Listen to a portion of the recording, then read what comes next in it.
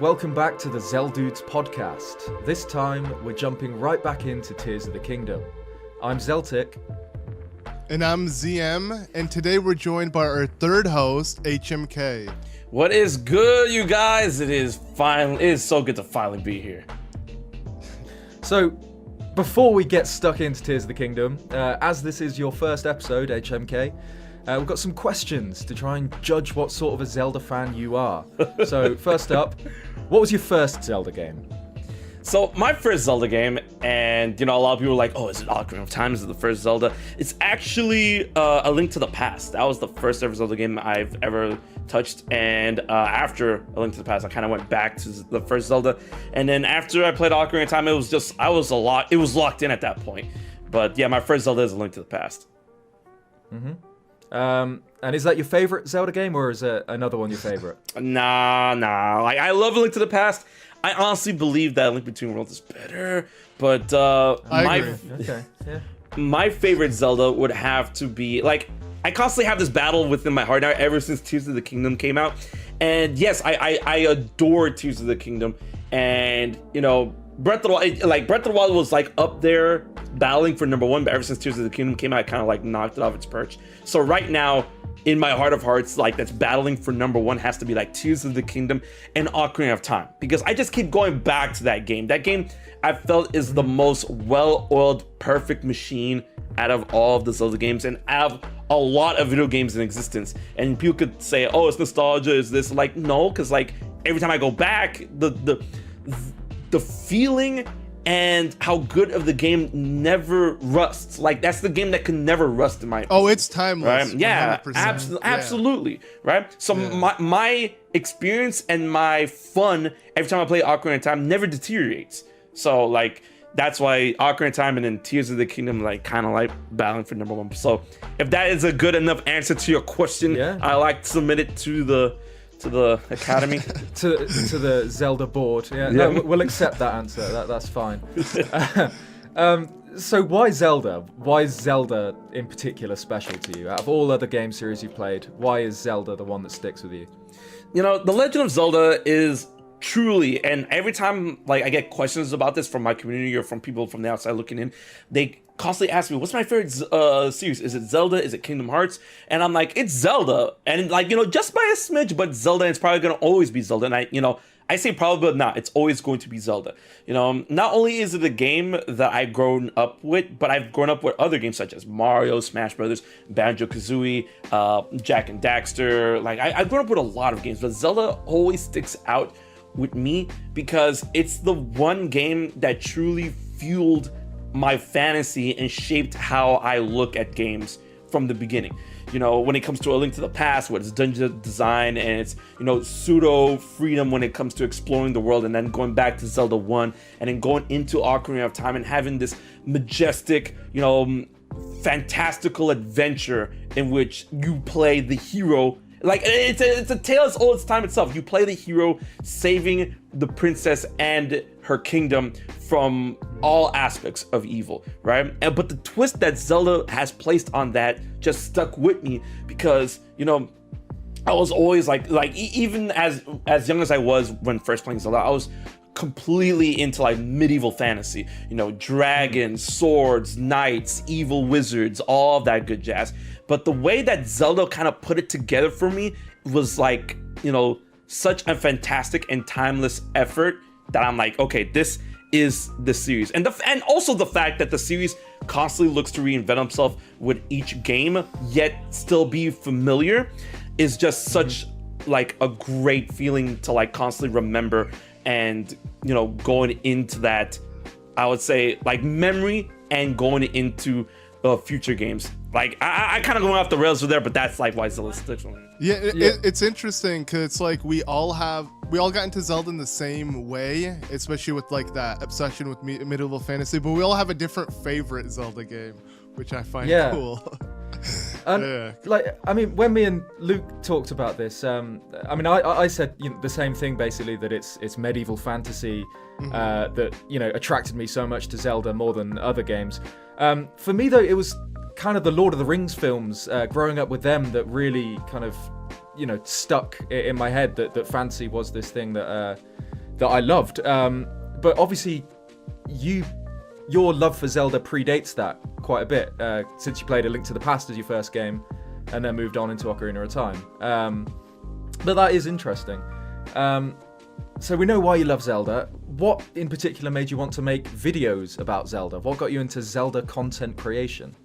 See, now that's a really interesting question, because I remember back in the day when I wanted to create my YouTube channel, it was like, obviously Zelda Kingdom Hearts at that point in time, it's not something like I got into like recently or even when I first started YouTube. But when I first started YouTube, I was watching a lot of other YouTubers at the time, and I got like inspired and influenced by them. And some of my favorite YouTubers at the time, and still even now, is Angry Joe, Yuri of Wind, and whatnot, and Eager Raptor, Game Grumps. And when I watched those YouTubers, I was like, if they can do it, why can't I?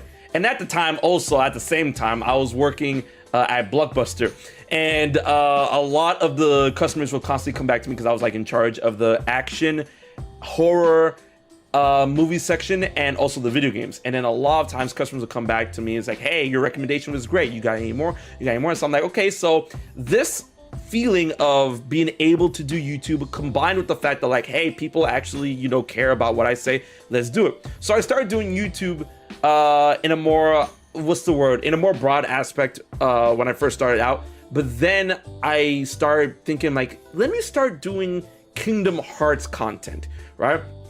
And that's actually the first video I started did with Kingdom Hearts before Zelda content. Yeah, so like only like one or two videos. Yeah, right? Yeah. So then those took off, and I'm like, you know what I like more than Kingdom Hearts? Zelda. So then I started doing Zelda content, and that took off, and then that was like, all the stars had aligned at that point, right? Because I always had theories. I always had like, growing up, like having my focus on Kingdom Hearts and Zelda, and then most like, talking about Zelda at this point, like I read all the magazines, I went on the websites in the archaic age of, the internet and whatnot. So I was like glued to everything when like I was there when people were pissed off when it came to like the unveiling of Wind Waker after seeing the Space World demo. I was there when Melee first revealed. I was reading up on all the beta images in in magazines when it came to Zelda 64 before it was Ocarina of Time. So I always had that like step through the door. I'm like, damn, I'm grilling into this type of knowledge, and I constantly played around with theories. I'm like, oh, what if this could mean this? What if this could mean that? And I feel like the prototype to all of my like theories and content and like top 10s and all that stuff like existed in message boards before YouTube was a thing. So I was kind of already doing that, and then like when all the stars aligned for me going into YouTube, I'm like, all right, taking that and then put it into a different medium, and that, the rest is history. So it was theories that you mainly wanted to like share with others, or was it like, because you said like with Blockbuster recommendations, was it you just want to give people recommendations? Like what exactly made you what fueled you to do the content? Was it to share theories outside of like you said, message boards? Or so at first it was recommendations, but not really recommendations for like Zelda or Kingdom Hearts or anything like that. It was just recommendations in general for gaming. But then when I started focusing up on specific series, then that's when like, okay, I want to share theories. I want to share the speculation. I want to share like the thoughts I had when it came to the past of Zelda going into the future of like, specific games. And that's when, we got Wind Waker HD, Twilight Princess HD, Breath of the Wild, Tears of the Kingdom. Oh, so that was around the time you started? Around then? So I started around 2000, like I started around 2012, 2013. It didn't really take off until 2015, and then okay. I feel like you're one of the first YouTubers like I've kind of got in contact with early on when I started as well. So yeah, I feel like you've been around the same time. Maybe I've been around a bit longer than you, but oh yeah, definitely. Yeah, but no, I remember encountering you about 2015-ish, because that was that's when I started posting Zelda videos, and you were one of the kind of the echelon of Zelda creators that I'd look up to at the time. There's you, Commonwealth Realm, McIntyre Productions, Vortexy Gaming, obviously Luke, I think that was the time when you were really kind of popping off for the first time around then. Oh man, that means a lot, man. Oh my goodness. Good times. Good times. Because I mean, we've all been doing Zelda content for quite a few years now. Obviously, you and Luke a few years longer than me. What would you say your favorite video that you've produced in that massive amount of time is? Man, that's that. I put you on the spot a bit. That's a hard one. Yeah, that is a hard one. Like, okay, for Zelda, or are we talking specifically Zelda? Yeah, okay. Yeah, no. Let's go both. Give us Zelda, and then if it's not Zelda, give us someone else. Nah, if it's Zelda, my favorite video that I've done, I gotta think about this for a second. I think it would have to be. Man, okay, wait. Like a timeline video? Did you do like a timeline breakdown? I feel like that's like the ultimate Zelda video. Yeah, the timeline breakdown was also a lot of fun. Oh, one of my favorite videos that I put together was a retrospective that I kept updating to add the games and whatnot. So the retrospective was actually really fun to do. I really liked doing whatchamacallit, the issue of Zelda Wii U during the Breath of the Wild, like, you know, news shortage. And I guess one of my favorite theories, I think it will have to be Hylia's original Chosen Knight. That's actually one of my favorite theories I put together. And I don't know, there's just so much to choose from. Yeah, that's okay. Wait, what's yours, Ed? Since you're asking this question. Yeah, Ed. I don't know. I have everything. I don't know. There's a few that kind of stand out above other ones that I was kind of personally like the most proud of. I was quite happy with the Tears of the Kingdom story explained video I did this year. Okay. I started out kind of wanting it to be a similar length to my Breath of the Wild one, which is about an hour long, but it ended up being kind of 3 parts that were all an hour long. So just because the kind of sheer time invested to that, and I was happy with how it turned out.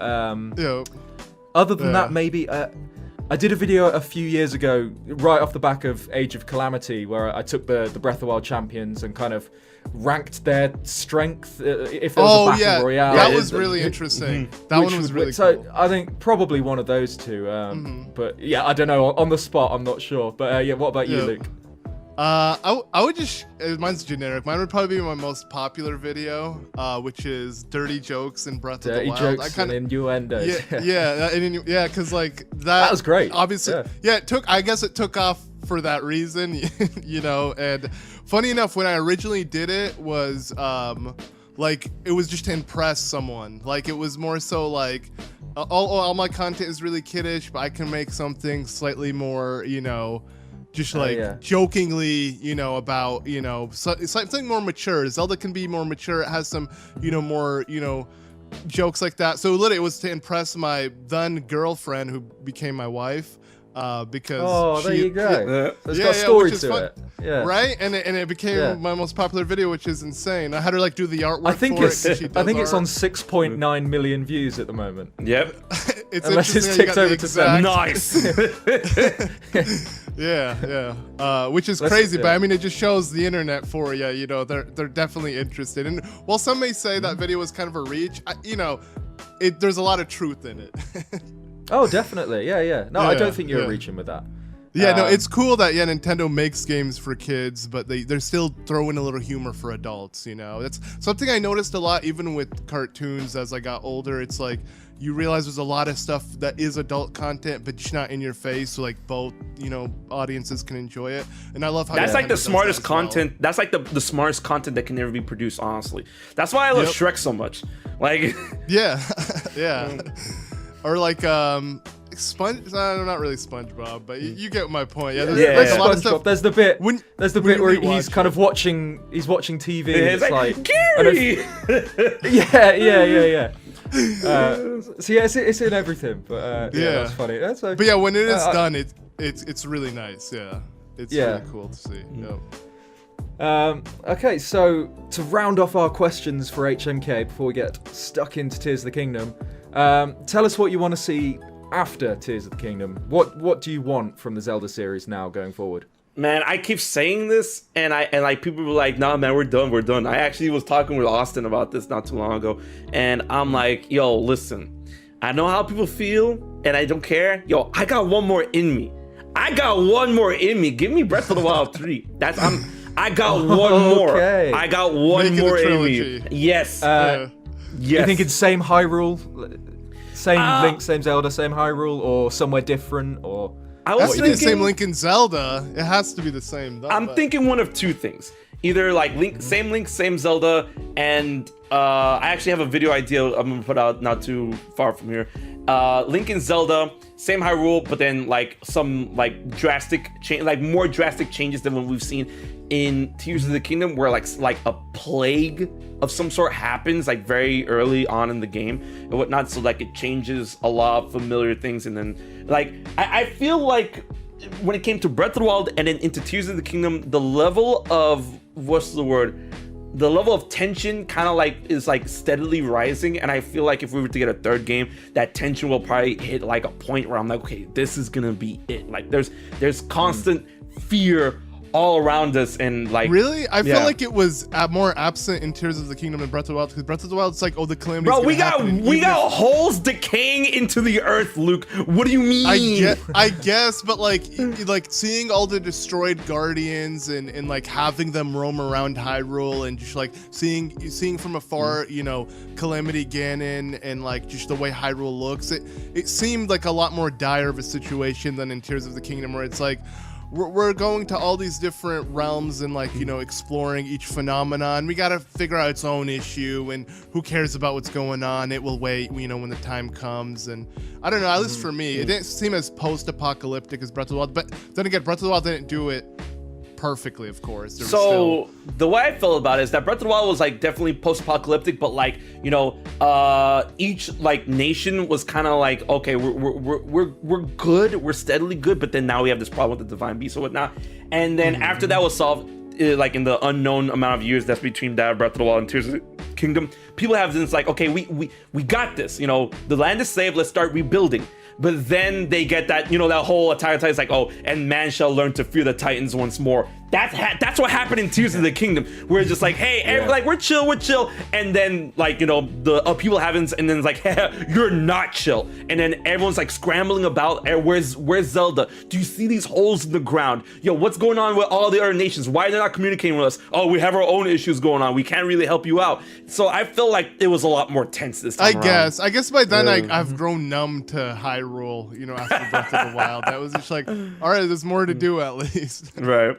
So how'd you even top what Tears of the Kingdom did then? So they brought back Ganondorf this time. What, you make bring a back dark Demise, world, or make a dark world? Yeah. I mean, we could do Dark World. I had an idea, but I guess I'll say it here, and then I'm gonna put out the video. But I'm gonna say my idea. My idea for if we're gonna do same Link, same Zelda, is that I feel that a really good story aspect when it came to like, you know, discovering more about the Zonai is that I feel that someone's gonna have to answer for Sonia's destroyed stone at the end of Tears of the Kingdom, right? And I feel like they're not gonna like that, because the secret stones are like described to be gifts from gods, right?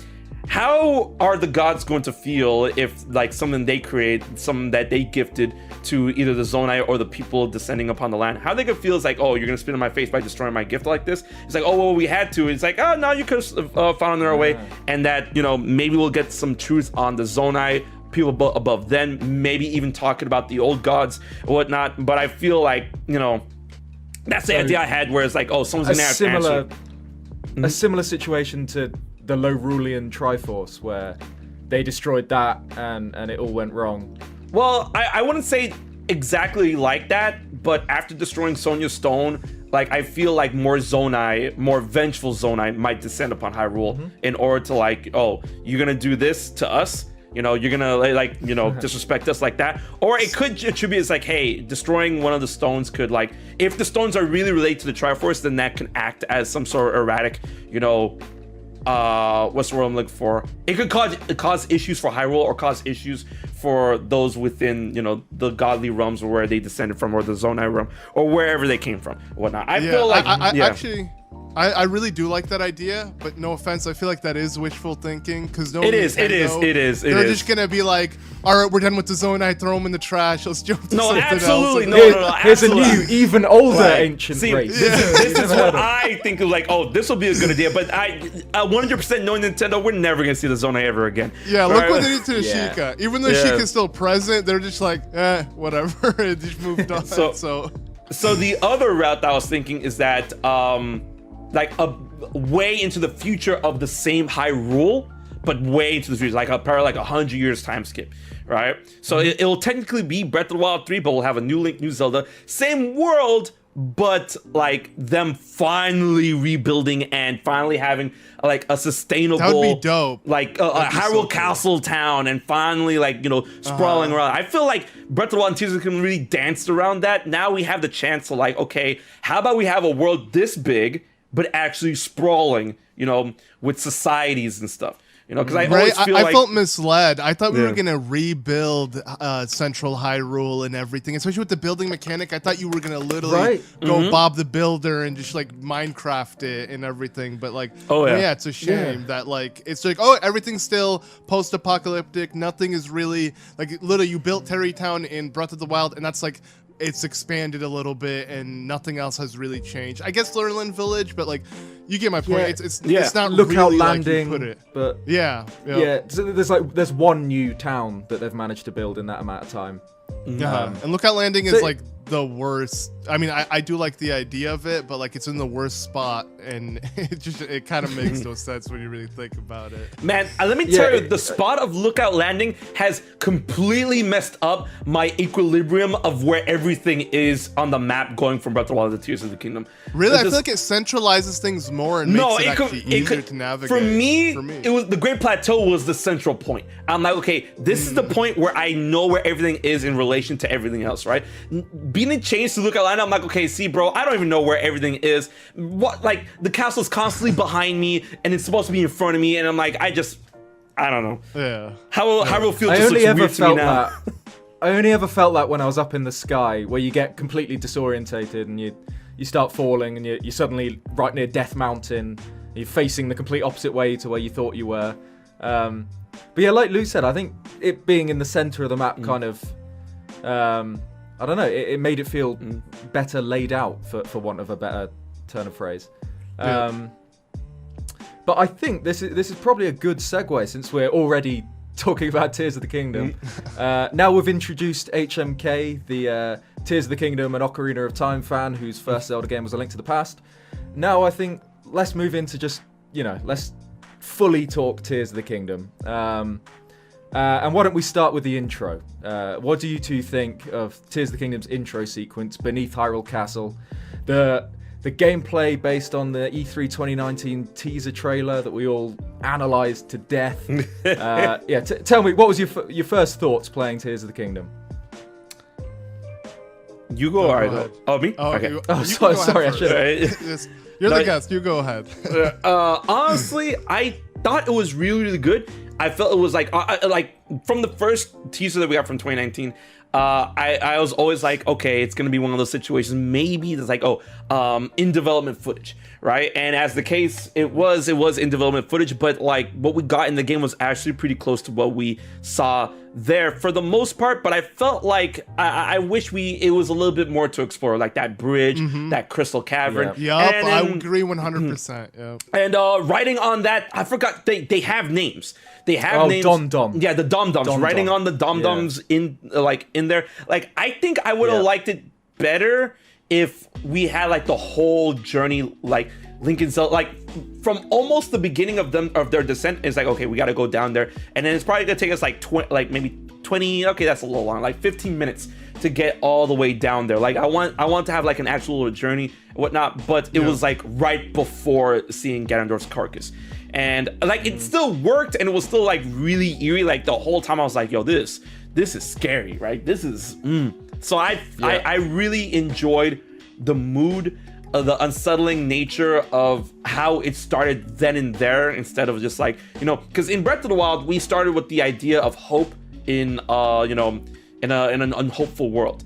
But in this one, where it's like, oh, we're here investigating something. Like after we thought we saved the day, we're investigating something very dark and eerie. And I'm like, okay, it's like the complete opposite of a hopeless world. It's like something terrible in the heart of a world that's starting to rebuild. It's like they found this cancer right in the center of Hyrule that's spreading out, and it is such a great concept. Yeah, and the scene was so good when you finally find his body, and then like when you know the music, everything goes wrong. The music was great. Yep. It is so definitely Luke, unlike I assume you echo this. I assume you also agree. You loved it. Yeah. And it's unlike any other Zelda intro. It definitely feels like a direct sequel with how they approached it, but it definitely still feels underutilized. Like the idea of seeing Link with max hearts and max stamina, something you can't actually get in game. You know, I'm like, bro. Yeah, they should have let you though.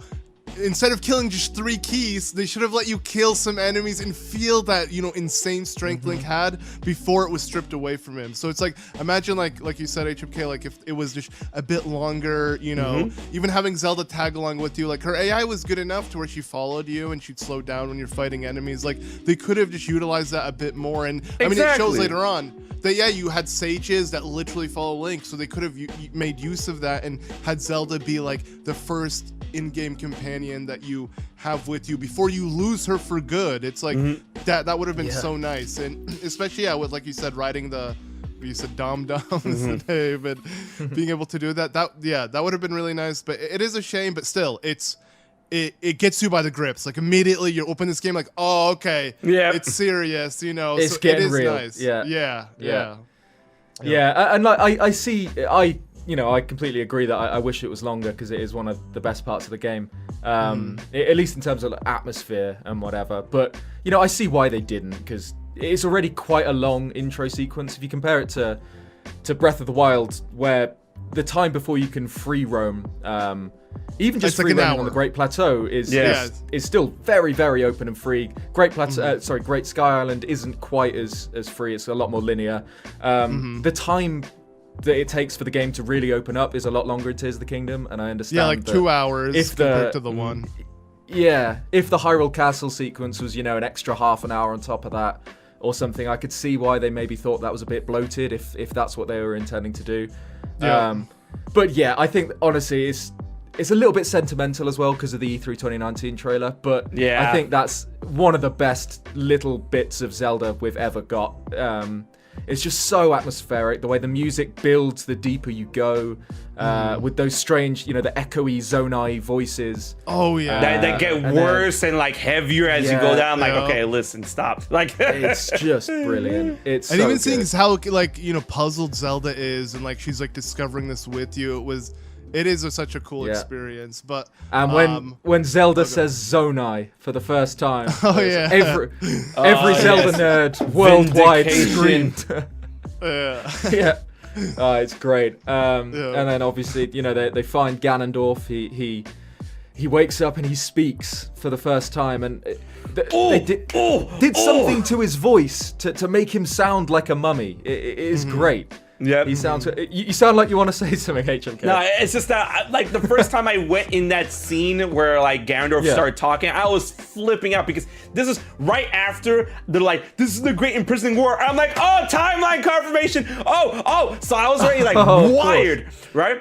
And then when Ganondorf started talking, and he's like, "Link," I was like, "Yes, he recognizes them. All right, come on, keep talking." And he's like, "Rauru places fate," and I'm like, "Oh, are we getting Ocarina of Time lore? Hello?" And then we all of that, you're misled. Yeah, I know, bro. I was jumping out of my seat, but then like as we got the further context later on in the game, I'm like, oh, okay, that's still cool, but okay, all right, gotcha. Like, I just wanted to put that in. Yeah. So, what do you two think about the Great Sky Island then? How do you think it compares to the Great Plateau? What were your experience the first time you played it? Luke, what do you think? How do you rate the Great Sky Island? Oh, it was a stupid pun. It was definitely a step up above the Great Plateau. You know?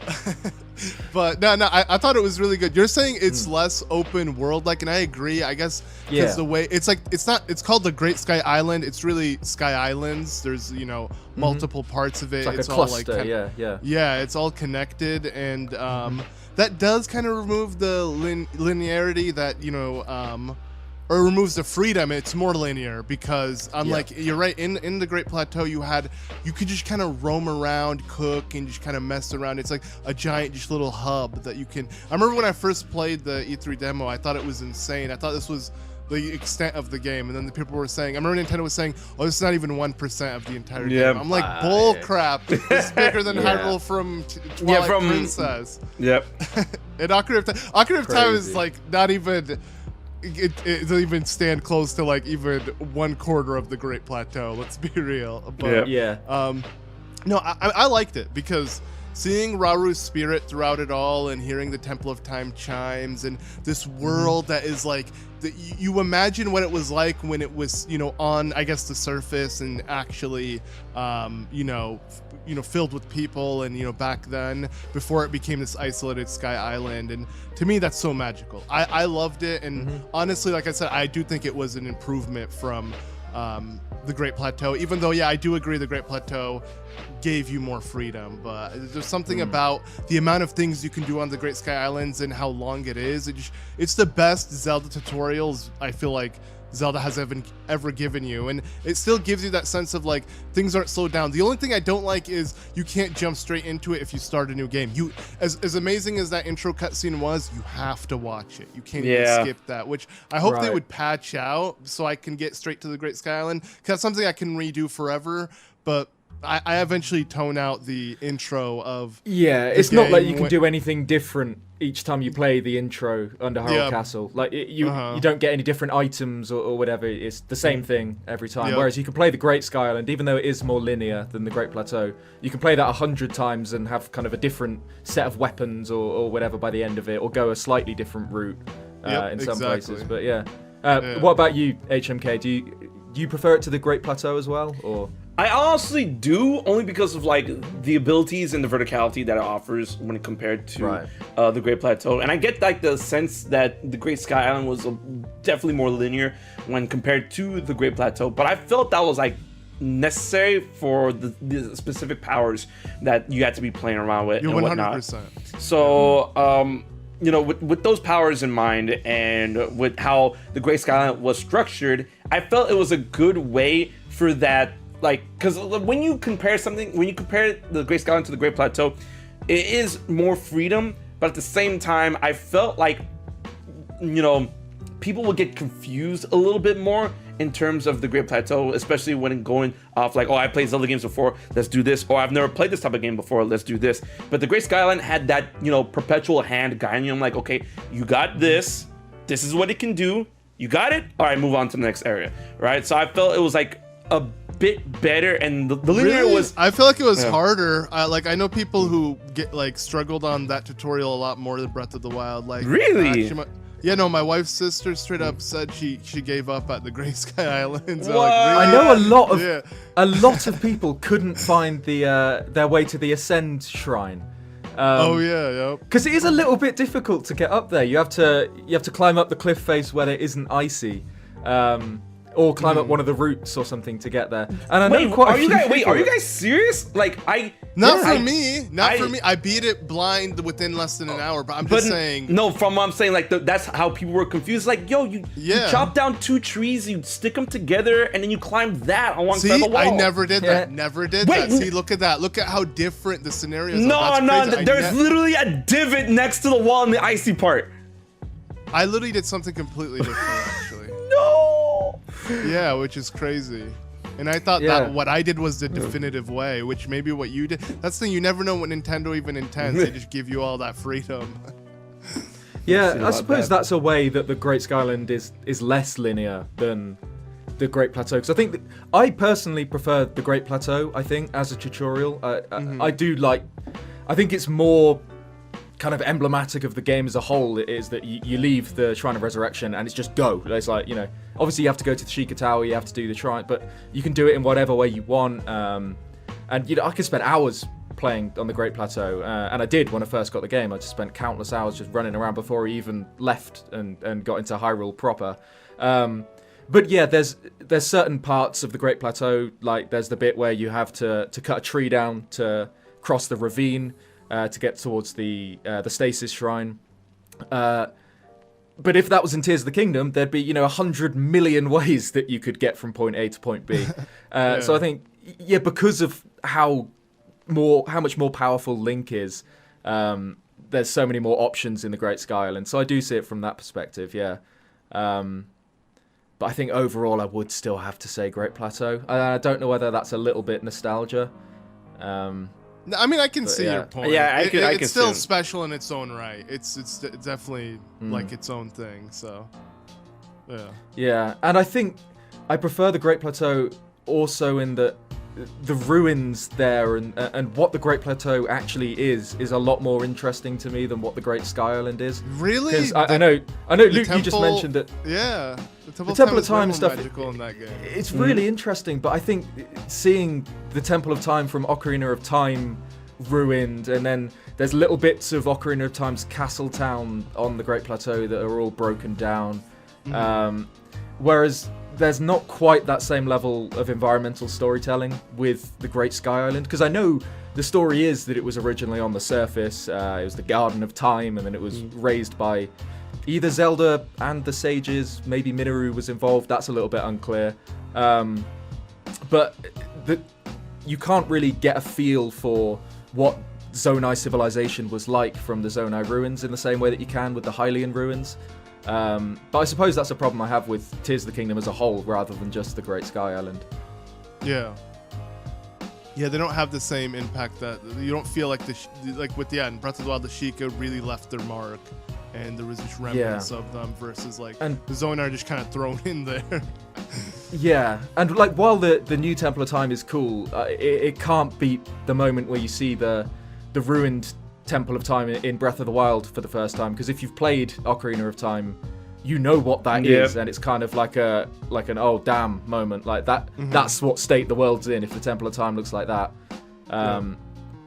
But I mean, we've already touched on them a bit, but Link's abilities in this game are obviously the big difference between Tears of the Kingdom and Breath of the Wild is probably Link. I think that's probably what's changed the most. He plays completely differently because he's got so many more tools in the box, and I think it's what took most of the development time as well, refining abilities like Ultra Hand and Fuse. So let's go HMK. What's your favorite of Link's new abilities out of the main four? That's tough. I feel like the easy answer would be like Ultra Hand because of the amount of so stuff. Diverse. It's like the big one. Yeah. But I really liked Fuse. Like I thought Fuse was such a cool concept. I felt Fuse brings so much to the table, in which everything that drops from Zelda, from Breath of the Wild, because I feel that's one issue that Breath of the Wild had, where it's you're over encumbered with all these items and you don't know what to do with them. There's not really synthesis in the game, and I have all this stuff. But with Fuse, just that gives a level of customization and a level of freedom with whatever's in your pocket and whatnot. And I'm like, okay, do I save this? Do I attach this? Okay, this is gonna be for my weapons. This is gonna be for that. Oh, am I in a top spot? You know what? This little weapon that's worth 5 damage, now it's worth 70 damage. What's up, right? So Fuse is really, really good. But I think I have to give it to Ultra Hand. Ultra Hand just broke the training wheels completely off of Magnesis, and then added so much more on top of that. Just I feel for me it's Ultra Hand. Ultra Hand can be beat. It's such a good ability. See, that is a hard one, because I feel like I like them all the same, in the sense of they're all so unique in their own way. It's hard just to choose one. And you're right with the idea of Fuse. Fuse is so important. If you're someone who wants to utilize weapons, you need Fuse. And it's kind of weird because Ultra Hand essentially is Fuse, but just you don't fuse it to your weapons. You really just kind of stick things essentially with Ultra Hand, which could have worked, right? So it's I feel like they're kind of one and the same. They just had to separate them to make them abilities that you could choose as the player. But I don't even feel like I can give you an answer to that, because I feel like they're all so integral. They're all so important. And Ascend, we Ascend is so good. Ascend.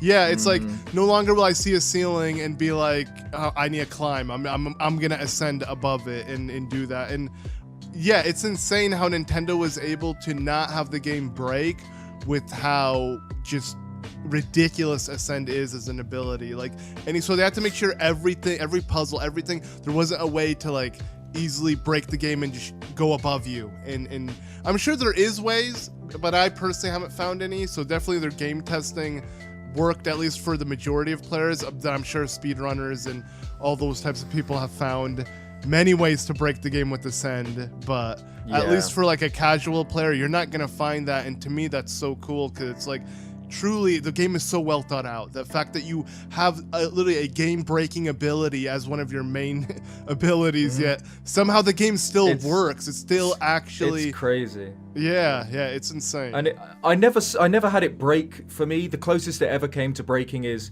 I'd ascend through a very thin platform, and it'd still do the big transition instead of just, just going right through. Without the transition, we just go straight through. Yeah, but it never broke. It always worked flawlessly. But I think, Ascend is so necessary for a game like Tears of the Kingdom, where if you're ever doing something in Tears of the Kingdom and suddenly you get bored of it, you can just turn away and go do something completely different instantly. You can just run somewhere else or glide off in a different direction, whatever you want. Then Tears of the Kingdom introduces caves that really limit your ability to explore freely, and you know, exploring all these tight tunnels instead of open Hyrule. So you need that kind of get out of jail option to just be like, nah, right, through the ceiling, I'm off. You know, I'm gliding off a mountain in like 1 second.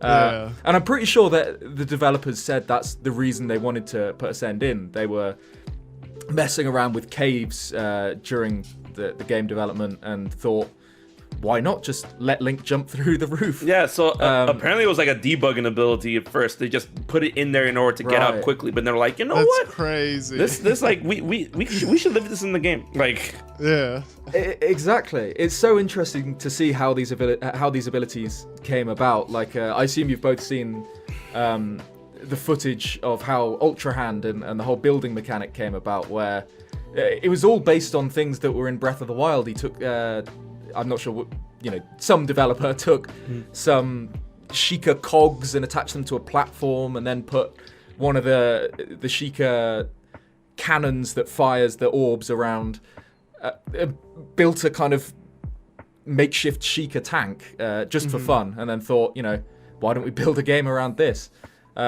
Which is really interesting. But in terms of things that I can't believe don't break the game, Recall is ridiculous. I'm like, I was about to say, like, we gotta put some respect on Recall, man, because that ability just, it doesn't break the game, it breaks the puzzles sometimes. I'm just like, it does. There's one shrine, I can't really exactly remember which one, I'm pretty sure it was in the Gerudo Desert somewhere, where the whole puzzle is that the orb you need starts right near the pedestal. Then it fires all the way across the shrine, and you're meant to go and get it, but you can just recall it back. Yeah, just like, that's literally what I did. Cheesy, so cheesy. Yeah, it was a sand pit where you're supposed to use a vehicle and bring it back, and I literally just recalled. You're so right, and it's crazy because Recall doesn't have like as long as you see it, you can recall it, and so it doesn't have a cooldown either. Exactly. It is so broken, but Zelda needed a rewind feature. Every game I play that has a rewind feature, it's like, this reminds me of Zelda. Zelda needs something like that, and I love how they did it. I feel like every game needs something like that, and to an extent we got them in, like, Ocarina of Time and Majora's Mask, where you can physically rewind time by pulling out the Master Sword or rewind time with your Ocarina. It's like, time travel is so crucial to Zelda. It's so cool that they made that actual game mechanic within the game. Yeah, but I honestly, my jaw dropped the first time I saw the range on Recall, because I remember I was building some kind of pointless contraption on a sky island somewhere, and it fell off. And I was like, let's try Recall. And it had gone basically to the surface, and I saw this tiny little kind of yellow dot that I managed to select, and it just flew right back up. And honestly, I still remember that moment vividly, because I could not believe it, that it had kind of unlimited range and still worked flawlessly. And the game must be tracking, right, the locations of all the objects around you and recording them in real time. Yeah, play it backwards, right? It's honestly because all the debris that wizardry. fall the second you do it, it just takes you back up. It's like some of the things are like programmed in the sense of like the second you do it, because I don't believe it's to that extent, right? And if it did do that, you would use it, and then the timer would tick out before it even does it. Let's say it fell way before you came. You know what I'm saying? So I feel like there is still no. I think you're right with the rocks that fall. Yeah, absolutely. Used to get into but the like sky. when you throw things, it's tracking that. When when an enemy falls, not really an enemy falls. If an enemy gets hit and they're carrying something, it's also tracking the thing they carried. You can recall that back. Just like it's a lot, and I'm like, damn. Or you can just move something with Ultra Hand, and then it'll record exactly and then, the movements that you made. It is ridiculous, which does break a lot of the puzzles because you can create kind of infinite platforms with it. But exactly, that's the best part about it. Yeah, like you're fusing the two together. Yeah. One thing I do think about Fuse, though, talking about the abilities, I love the amount of complexity it brings to the weapon system, and I think it's a massive step above Breath of the Wild, where I'm not really a defender of weapon durability, but I'm not a hater of weapon durability either. I think it kind of needed to be like that for the game. I don't particularly love it, but Fuse fixes that. I think it's really, really fun, and it makes Bokoblin fangs a useful item and things like that. Exactly. One problem I do have, though, is I think it looks pretty goofy, especially when you use things like silver Bokoblin horns. And they've got that little pom-pom on the end. See, that's the one thing that's the item itself. Yeah, no, but that's the item itself. You get a Lionel, you get any part of a Lionel, you fuse it, it looks so badass on any weapon you put it on. It turns a stick to this amazing looking, final game item, so it's like, I think it's just the Bokoblins themselves, they look silly, and specifically the horn, they tried to make it. Yeah, but I still think it looks cool. Like even on like a smaller blade, if you fuse it, it kind of looks like its own blade, but with like a pom-pom on the top. But that's what gives it variety. If you want something goofy looking, or if you want something badass, like think of the Lizolfo. What is it? It's like a scythe. Horn. The silver horn. Yeah, and that is so insane. Cool. Yeah, that's great. Yeah. So the variety. I know. I do see that. I just think there are there are more janky looking combinations than there are 100% good looking combinations. No, they're evened out. And like, come on. And like, what's really cool is especially with the Zonai swords, like the Zonite parts, like how they're like ready to be fused to something. Those, there you go. You can take any weapon and then transform it to something more. Like, let's say you have a normal one-handed Zonite sword. You're like, man, but I want to use the Royal Claymore as like a one-handed weapon. You fuse it to that, boom, you can use it as a one-handed weapon. Like, the versatility in that makes it so cool. And I don't know. Yeah, and I guess when you really think about Fuse is just such a fix to the weapon issue. And I feel like that's why not many people complain. Actually, I still see people complain about weapon durability. But like, this should shut most people up because, I understand. I could totally get behind Breath of the Wilds, but nah. The way they did it in Tears of the Kingdom is so well done. Fuse is definitely a direct answer to that, and it's the most Nintendo answer possible as well. Because for like 6 years, everyone's been saying, there's been the whole weapon durability debate, and it's like, in the sequel, should we introduce a blacksmith, or should we help have a way for Link to repair his own weapons, or should all weapons never break? No one thought. No one thought about Fuse. No one thought they'd solve it like that. It's such a weird way to solve the problem, but it does. It fixes it, and it makes hunting and killing, even kind of basic enemies that in Breath of the Wild I probably would have ignored. Would have avoided, because it would break your weapon. It makes it worth it. Yeah, because exactly. an incentive, you're like, they'll drop a thing to empower my weapon even further. It's not just the weapons they drop; it's the parts they have to offer from killing them. Exactly, entirely. and even if you're in the late game and it's only kind of black bokoblins or something, they're still great for arrow fusion or whatever. Even if it's not your main fuse weapon or whatever, you can still use all these little bits to add a bit of oomph to your arrows, which kind of burns through these materials quite quick. but it gives value to every material in the game almost. Whereas in Breath of the Wild, I felt there's a lot of materials that just if you're not giving it to Kilton or making a potion, what do you do with it? Then there's not much point in it. I guess upgrading exactly, too. yeah. But there's a cap to what you can do with it. Now it's like, you can literally use everything. That's true. Yeah, exactly. And I think like Kilton and upgrading things is kind of an arbitrary reason for items to have worth. It's like, why should I bother collecting those? It's because this character needs X amount of them. Isn't really as exciting as you can fuse it to your arrow and it'll make it more powerful, or it'll make it freeze or electrocute enemies. I think that's much more exciting. So I think that was such a brilliant answer to one of Breath of the Wild's 100%. It was able, it was able to replace those elemental arrows and do so much more, way more with it. To me, that's so cool. But actually, to kind of follow up, kind of similar question. So clearly Nintendo is steering in this different direction of, here's a handful of abilities that you have, and now beat the game with just these abilities. Do you like this concept, or would you guys want just the old, be limited, get a hook shot, get this, open up the game slowly, and get more items, kind of like that Metroid concept? Zelda does it. Zelda has done it so well as well. Which would you rather prefer? Do you like this open, do whatever you want concept, or do you want that old linearity that the game has had and kind of has been known for until Breath of the Wild? I personally would like more traditional item progression. Like, I think is it nostalgia, or do you think it really does hinder from the game having everything from the beginning? I mean, this is the problem with any of my Zelda opinions. They probably are, very heavily based on nostalgia. But I do, I understand the open air concept of Tears of the Kingdom, and it is, as soon as you leave the tutorial, you can do whatever you want. But I think personally, I think if it was limited, the abilities you had at the start, and then maybe you unlocked more as you went through. But I mean, the problem with abilities like, Fuse, Ascend, Recall, and Ultra Hand is that they're so integral to everything you'll do in the game. I can't see a way that they could limit those and give them to you at a point that isn't the start of the game, because that's the way the abilities are designed.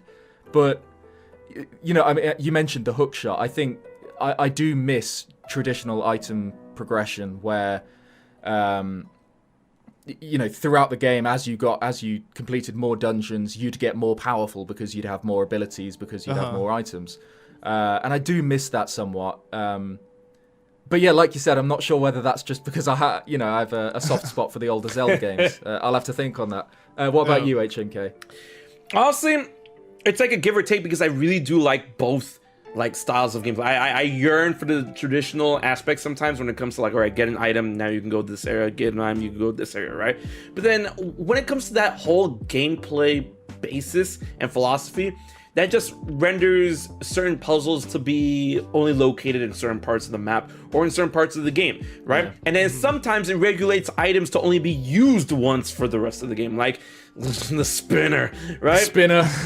Yeah. So I'm like, I say I definitely don't want that, but at the same time, in a game like Tears of the Kingdom or Breath of the Wild, where you get the abilities from the beginning, I'm like, okay, I like that, but then I'm like, okay, do I get anything more? Because like, I yearn for a game like Breath of the Wild, like Tears of the Kingdom, where I get all these abilities from the start, and for the most part, they will serve me well. But like, have that combined with the traditional aspect where it's like, oh, look at this big hidden door off in the corner. Can you get past it? No, you're gonna have to find the item using the abilities that you have from the beginning of the game somewhere in this world, and then you can access that. And then like, kind of, it's so funny, they kind of play around with that, but not really, with the life doors in Tears of the Kingdom, where in the beginning of the game, you open the door that requires 4 hearts. Cool. And then they only do it one more time when you have to go after Mineru's spirit. Mineru, yeah. I'm like, why didn't you guys do this more often? This would have been a great way to like, kind of hide cool things behind a gate that can only be opened if you get to a certain part in the game. I miss that in that aspect when it comes to that whole like gameplay design or puzzle design or whatever. And I kind of want both. I'm a little greedy saying that, but I definitely want both, in which I can start the game with a good amount of abilities that will serve me well for most part of the game. But if I really want to get into like the nice meat of it, then those abilities have to show me the way to something else that I can use to get to point A to point like D.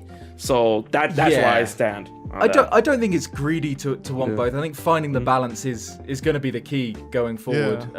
Because one of my, I love the Wind Waker, but one of the problems that I think there is with the game is that the whole Great Sea is opened up to you quite early on. It is, yeah. But most of the islands you get to, you kind of, suss it out, what's going on here.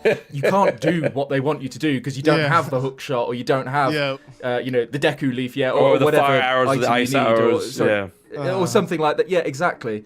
So I think somewhere between the two is the way to go forward. What if they lock those items instead of behind dungeons in certain open world areas that you have to go, and then once you get it, it kind of opens up? I think that'd be kind of cool. So instead of forcing you to do it in a linear kind of like A Link Between Worlds, where if you get the item, it opens the dungeon, and then you can use it in said dungeon. True. Yeah, with Ravio, you can just rent. That is true. That was a good balance between. I like that. I like that a lot. Yeah.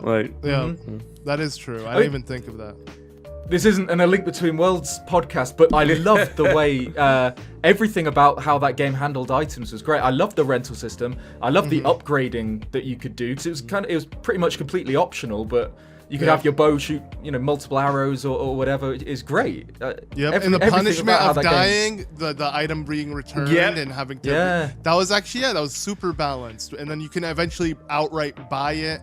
When you really think about it, that is actually really cool. Like, they definitely should relive it. Or even, they could do like a marriage between both, where it's like, they give us all these items early on, but like, I would honestly prefer it to be less in that, sci-fi tech style. So it's like, let's say we have something like Ascend. Instead, it's like you have a hook shot or something, or like a burrow thing, and you can go through, like it gives you kind of like that kind of old school style where it makes it feel more medieval, but not in the sci-fi sense. I feel like that'd be a perfect balance between the two, to where, it shouldn't seem like otherworldly or just completely, too magical, Right.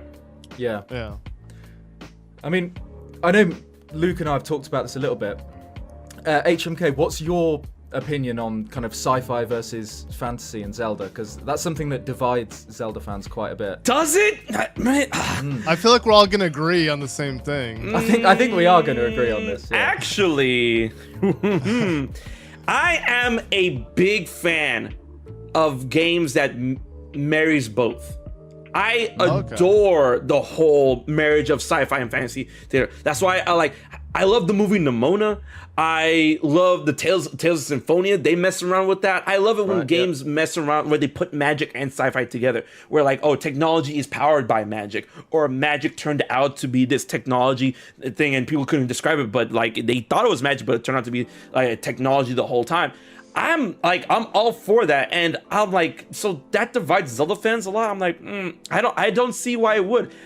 So do you want the games to resume? You want a sequel to Tears of the Kingdom, or just the next Zelda game to continue this heavy emphasis on tech being the new way of magic, or do you want them to go back to steel and old school, medieval concept, the way every other Zelda game was kind of known for? I want them to retain definitely the medieval sense, and of course have the layers of fantasy, but don't throw technology completely away.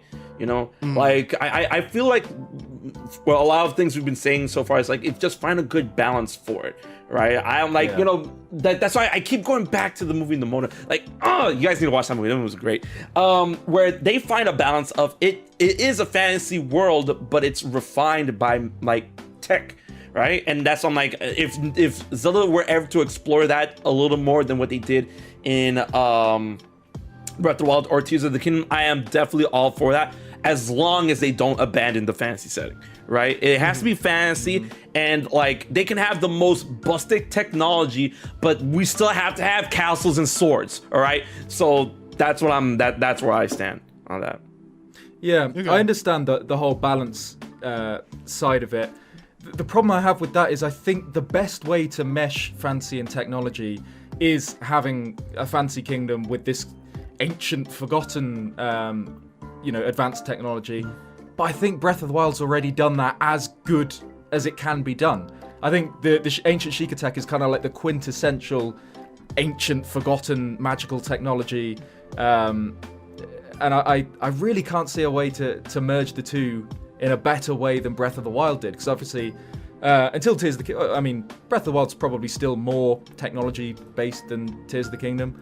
But until Breath of the Wild, technology either took a back seat to fantasy in Zelda, or was only kind of limited to one part of the game. Like, Skyward Sword had the ancient robots, but they're largely limited to Lanayru.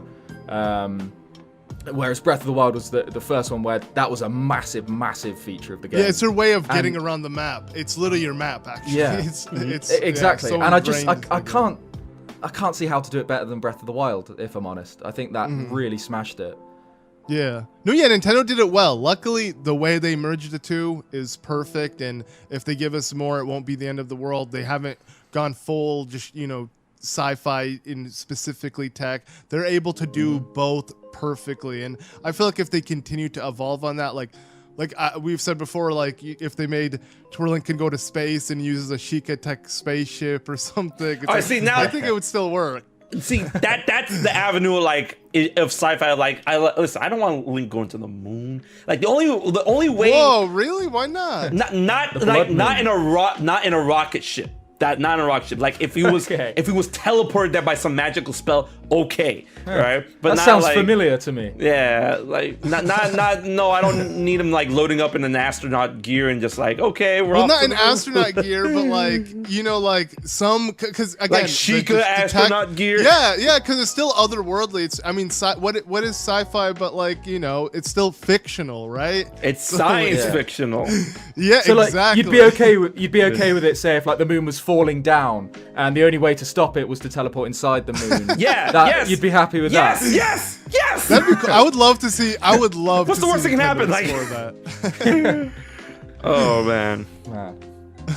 Speaking of, I've thought about this for a while. How would you feel about a game like Breath of the Wild or Tears of the Kingdom, but with a Majora's Mask style timer system? So say maybe it's a week, like they wanted Majora's Mask to be originally.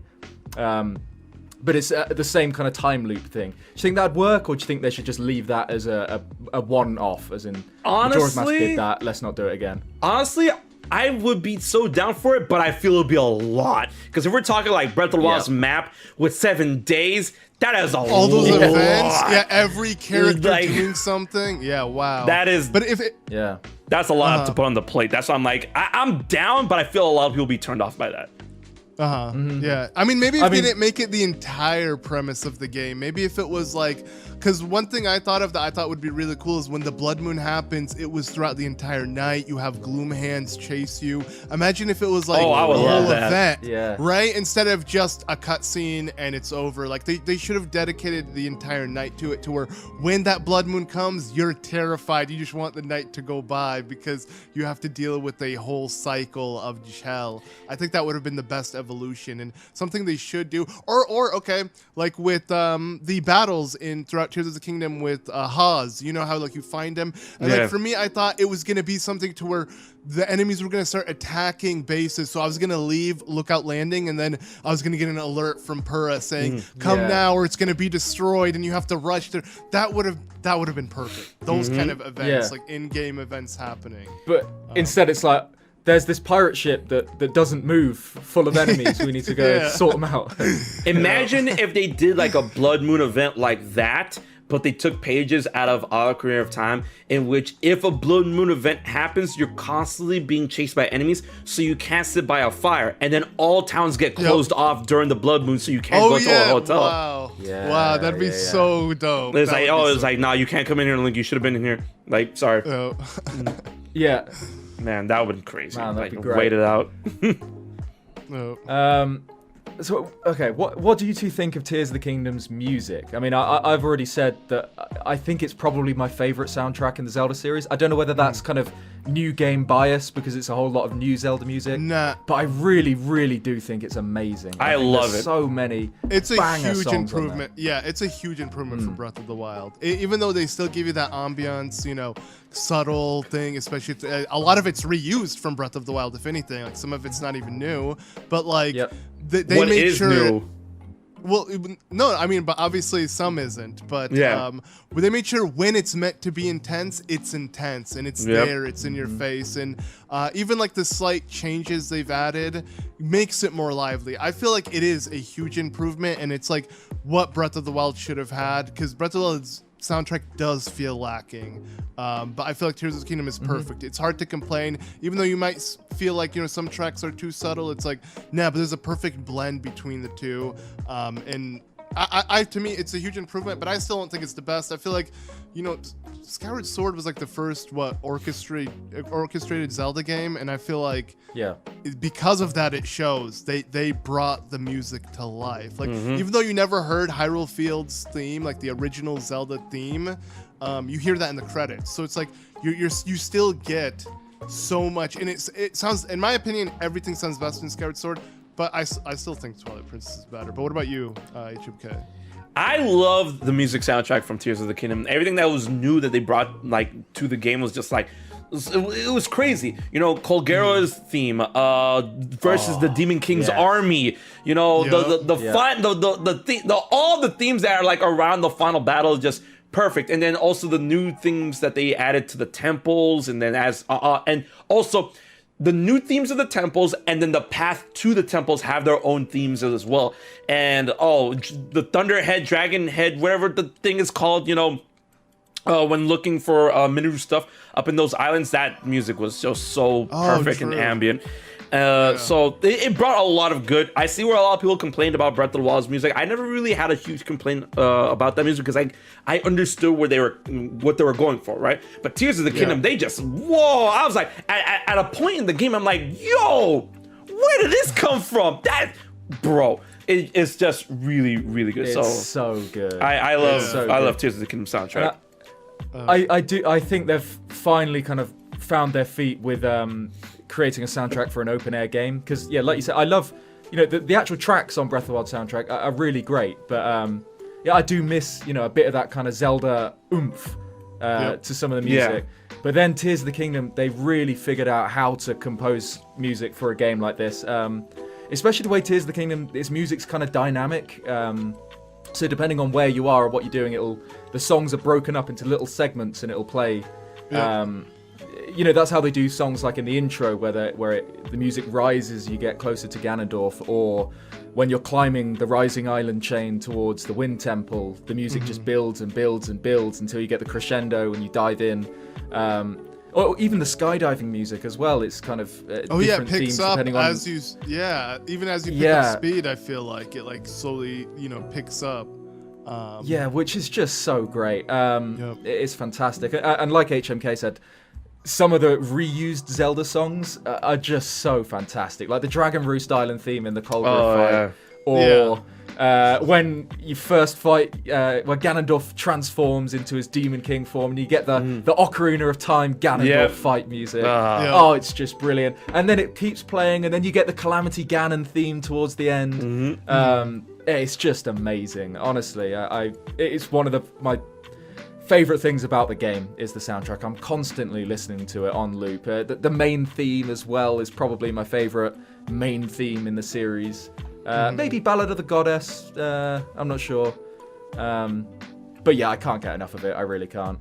Yeah, but I still feel like it's missing that classic Zelda signature that's like the music's going to be so in your face, it's going to be its own piece of art outside of the game itself, because it still has that subtlety. But again, that's not knocking it, because the music is so atmospheric, it's literally a part of what you're exploring, and I guess that alone makes it to where it's hard to dislike it because it's just like it's so integral to what you're doing. It has its own vibes. It doesn't take away, because let's be real, like, you know, when you enter Lost Woods, you might be feeling lost, but you still hear that music blaring, you know.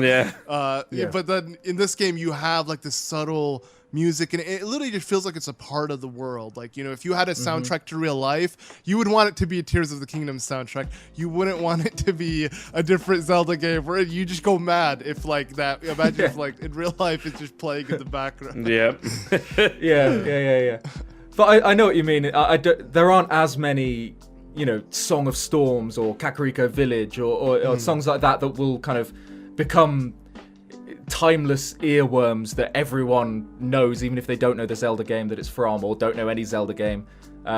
Maybe there aren't as many of those in the Tears of the Kingdom soundtrack, but I think kind of as a culmination of Zelda sound leading up to this point, because it takes inspiration from so many different places throughout the Zelda series.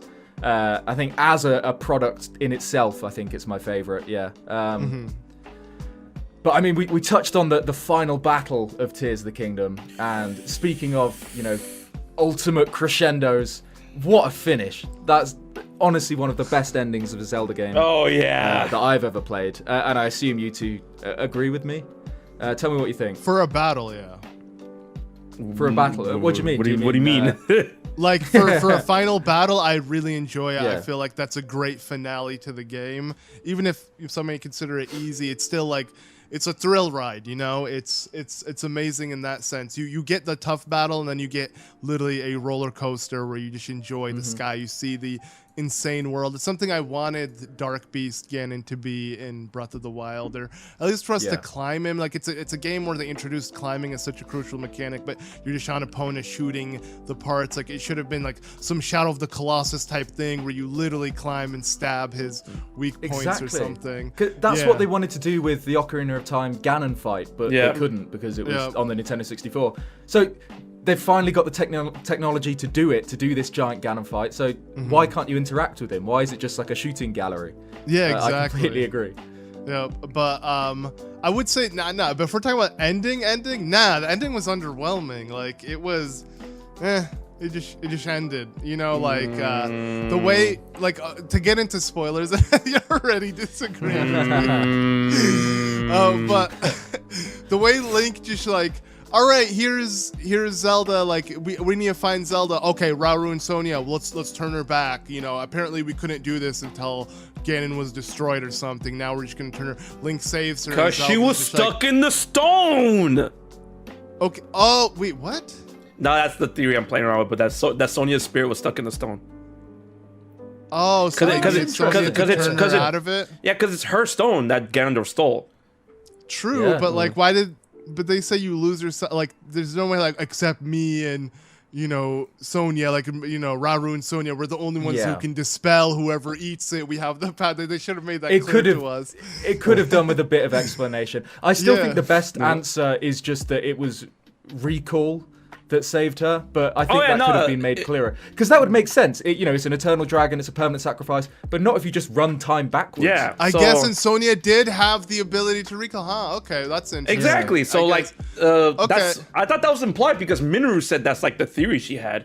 Like, because they were able, because Rauru... She says, like, it's their power channeled through Link or something, but she never goes into specifics. I mean, like... And then basically says it's a game theory as well. You know, Rauru and Sonia, like, Sonia's power is time power, and then Link had its own time powers because it was departed to him through Zelda, right? So I basically, like... And then we've seen in a cutscene, that's why I feel like it was all, like, you know, planned out. In one of the memories, we see that other people that have stones are able to empower, like, basically funnel their empowerment into someone else, right? Basically giving them the oomph of like one or like two or more stones. So I feel like like with the Rauru command. Yeah, exactly. Yeah. Wave, so I feel that, you know, Rauru and Sonia, they literally just empowered Link's own power of recall and was able just to recall Zelda from dragon to, like, you know, princess. But even outside of that, like, okay, so Zelda's back, and then it's just kind of like... Yeah, she's back! I was crying! Like, what? Like... What? The catch, I did tear up. No. I did tear up with the last catch. I'll agree there. Really? I adored it. Like, I definitely teared up playing the game, but I was like, I was hoping Impa had a quest for me to decipher how to bring back Zelda or something. I didn't think just beating. There's no time. Would give me that. Yeah, I know. I agree with you that I felt her turning back from a dragon is a little bit cheap, but I think the final catch is amazing. One thing I do think is a bit funny about the ending is I don't think Minoru earned such a big goodbye like that, because that was a kind of goodbye, a farewell like Fee or Midna or King Daphnis or something. Yeah, it didn't hit the same. You never have the time to relate to Minoru or understand her as a character, so I didn't really care at the end when they said goodbye to her. With you don't relate with Zelda's emotions. She's super sad, but you're just like, eh. So cool. That's where I'm like, okay, see, I understand. Like, I was sad through Zelda, and also I got some attachment to Minoru, but like I understand what the scene was going for, because I mean, like, Zelda, that was like the last thing Zelda had from that time, and now like with Minoru's final passing, just like Ganondorf literally wiped out the whole royal family from the face of the earth, and I'm like, geez. Also, right, let me talk about that boss fight. That boss fight, oh my goodness, I was online the whole time. I was so wired. Matt Mercer did an amazing job voicing this man. And the fact that he was able to flurry rush, and I'm like, Nintendo, you need to stop playing. All right. Yes. The way, and he talks to you throughout the whole fight. Yeah, he shit talks to you the whole time. It's the great. whole time, it's and so I'm like, great. oh, this is what I needed. And the fight in itself, it was not an easy fight. It was pretty like, substantial. The fact that he left gloom trails, he constantly had weapon switching. This man was playing Devil May Cry the whole time while we were playing Zelda. It's easy. Like, let's be real. If you know how to flurry rush, it's easy. Like, I'm not like, okay, to us Zelda veterans, it's everything easy, in the game's sure, easy if you know what you're doing. You can do that, right? Yeah. But like it provided ample challenge. Like he was not a pushover. That's like, I feel like the big point to that. Mm-hmm. And when his life bar got doubled and tripled when he went into like second form and whatnot. But can we talk about like the whole setup to the fight itself, and the ending? Like when he went from mummified Ganondorf to like, pristine Ganondorf, and the music playing in the background.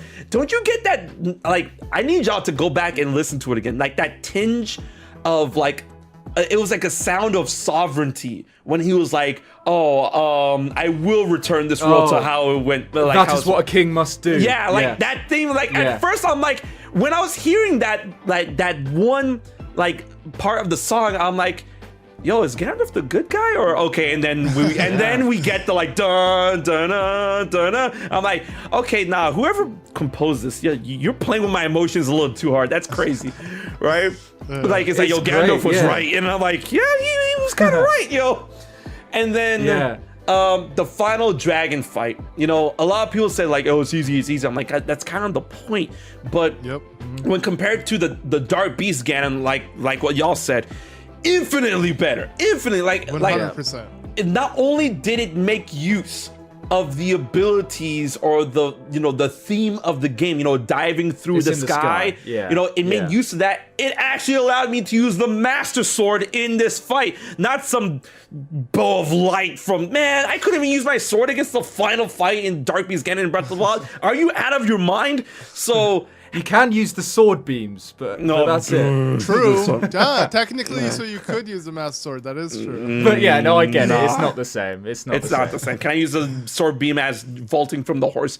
Nah, I couldn't. So, Tears of the Kingdom. No, you can. Wait, you can shoot. Vaulting from a horse and then slowing down time? Jumping off at the end. Oh yeah. That's what I'm talking about. You can't do it with the final hit. Yeah, true. Man. But it was so good, and then having like the Blood Moon come out when he's like on his last amount of health, and then doing the final attack, just the step. Oh, and the explosion. Oh, man, I was not expecting. It's like a nuke. Yeah, I was not expecting that. Giant. I thought it was just gonna fade away or just like explode, like crumble or anything like that. But it went badoom, and I'm like, oh, okay, all right, that can reset a timeline. Let's go. All right.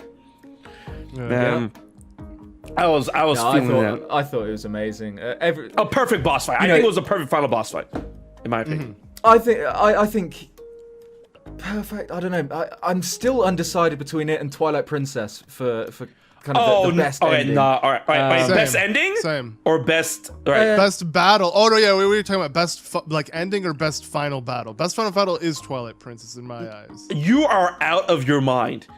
No, what are you talking about? 4 phases? Each phase is like... And they're all paid... And look, listen, this is not like Zelda fan... This is not a Zelda fan or non-Zelda fan thing.